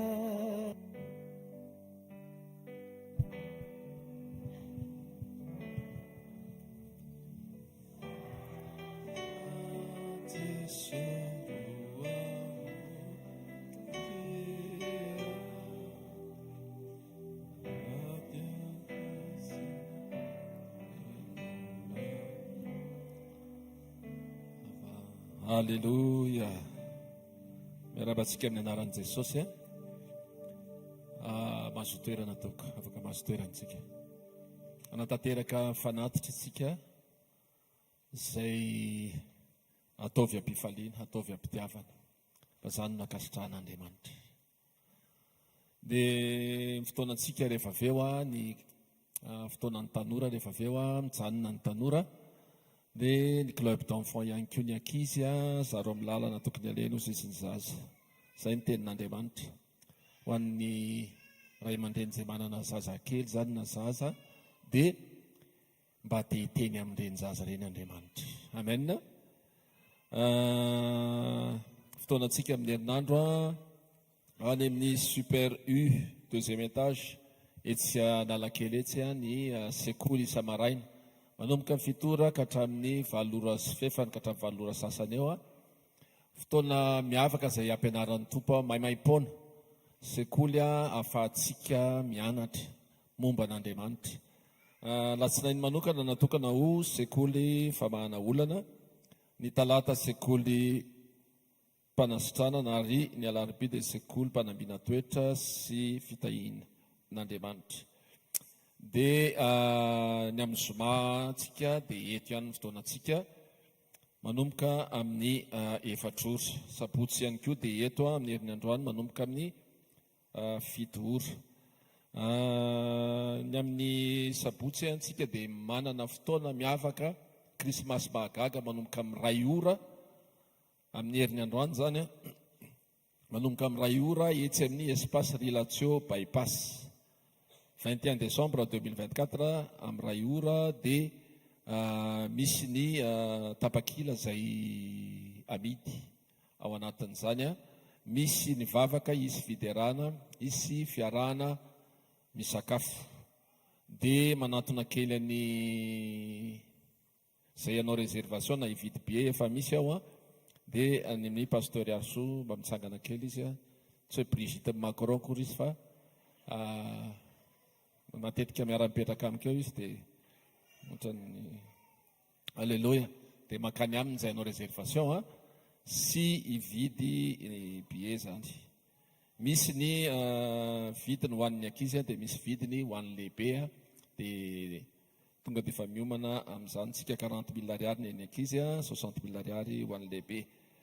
Voninahitry ny tompo ny fotoana amin'io moa zany ny tombony rehetra azo amin'io dia atokantsika ho fanamboarana ny centre.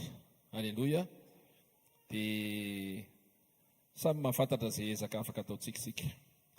Dia ny fotoanantsika ihany koa iarahana amin'ny tarika very anaivison heavenly Christmas worship Jesosy mpanjaka ny mpanjaka tanterahana amin'ny 29 décembre amin'ny 3 ora 29 décembre indray io amin'ny 3 ora alahady io dia ny toerana dia eny amin'ny Petit Palais, ny Palais de Sport, ho an'izay nanatrika isaorana amin'ny tompo tamin'ny fotoanany New Gold dia ao amin'ny toerana io ihany koa zany no anatanterahany tarika very anaivison fotoana miavaka mahafinaritra iarahantsika amin'ny tompo dia ny fotoanantsika dia jerevy ihany koa fa misy ny fandaminana isan-karazany izay ho tanterahana ny vaovao izay menantsika any anatin'ny hvkl radio 90.8 dia misy ihany koa ny fampitahana mivantana sy ahoana moa zany tsy hoe mampita ankolaka fa mampita diferé zany fampitahana ny fotoanantsika eto. Alleluia. Ampitahina amin'ny hvkl events au Facebook ho an'izay sendra tsy afaka manatrika dia afaka hatrehana mivantana ao anatin'ny Facebook le izy raha ohatra koa ianao mbola ary tokony amerimerina ny tenin'Andriamanitra dia ho tanteraha dia alefa amin'izay ihany koa ireo fitaova afaka rehetrarehetra eto amin'ny asa fanompoana mba ho voninahitr'Andriamanitra. Alleluia. Ny fanatitra moa iza mbola mandehandeha any efa iny ataontsika hitsangana ary ataontsika hitsangana hisaotra ny tompo fa afaka nanatanteraka ny sitrapon'Andriamanitra tsika tamin'ny alalan'ny fanomezana. Ainjiro ety aloha anarany tananao dia mivavaka tsika raha eo amin'ny anaran'i Jesosy. Sotranao izay tompo fa sarobidy loatra ny fanahinay eo anatrehanao. Vokisanao ny fanahinay ary tsy avelanao raha tsy miditra anatin'ny tontolonao zay. Androany manokan'Andriamanitra dia misotranao afaka manatanteraka ny fanatitra fahafolon-karena sakrifisy izay rehetra fony tsirairay tompo na fony ho anao zany ny tena marina tsy hoe tsy mananinninina ianao fa hifandraisanay aminao zany anaporofona fa ny fiainanay dia miombona tanteraka aminao ny mombanay rehetra na mivolana ny arena sy izay rehetra dia miombona tanteraka aminao. Mankasitraka ray ny amin'ny fahafahanay manatanteraka an'izany raiso zany ho voninahitra ao ho antrakasitrahana eo anatrehanao. Mankasitraka ray amin'ny anaran'i Jesosy. Alleluia. Amen. Andaontsika tehaka mafy voninahitr'Andriamanitra. Alleluia. Ao fofany amin'ny lanitra ny tandao dia andaontsika hisaotra an'Andriamanitra mifotsika manontolo. Androany tena mino fa ilay masina mendrika tanteraka amangy anao izy ary noko fa ny fandraisana androany ao anaty fiombonana dia sady ampahery ianao Andriamanitra, mpandresy ianao Andriamanitra, hijoro ao amin'ny fiainanao tokoa izy ary tena hitanao izy satria olony fanekena ianao. Amen. Ao fa any amin'ny lanitra ny tanao dia misaora azy amin'ny fonao manontolo. Ilay masina indrindra sady mendrika no asandratsika alohan'ny fotoana ametrana ny sodrano dia andaontsika isotra an'Andriamanitra fa izy ilay masina sy ambony indrindra ary mendrika. Ny anjely rehetra ny an-danitra mihira sy manaiky ny fahamasinany, fahalebiazany sy ny voninahitra. Dia tsika koa hika miaraka amin'ny any an-danitra hiteny hoe masina sy mendrika ianao. Halleluia. Voary zao rehetra zao mekoaka eo anatrehanao ianao ilay izy eritreritray koa mandrakizay. Misaotra Jesosy.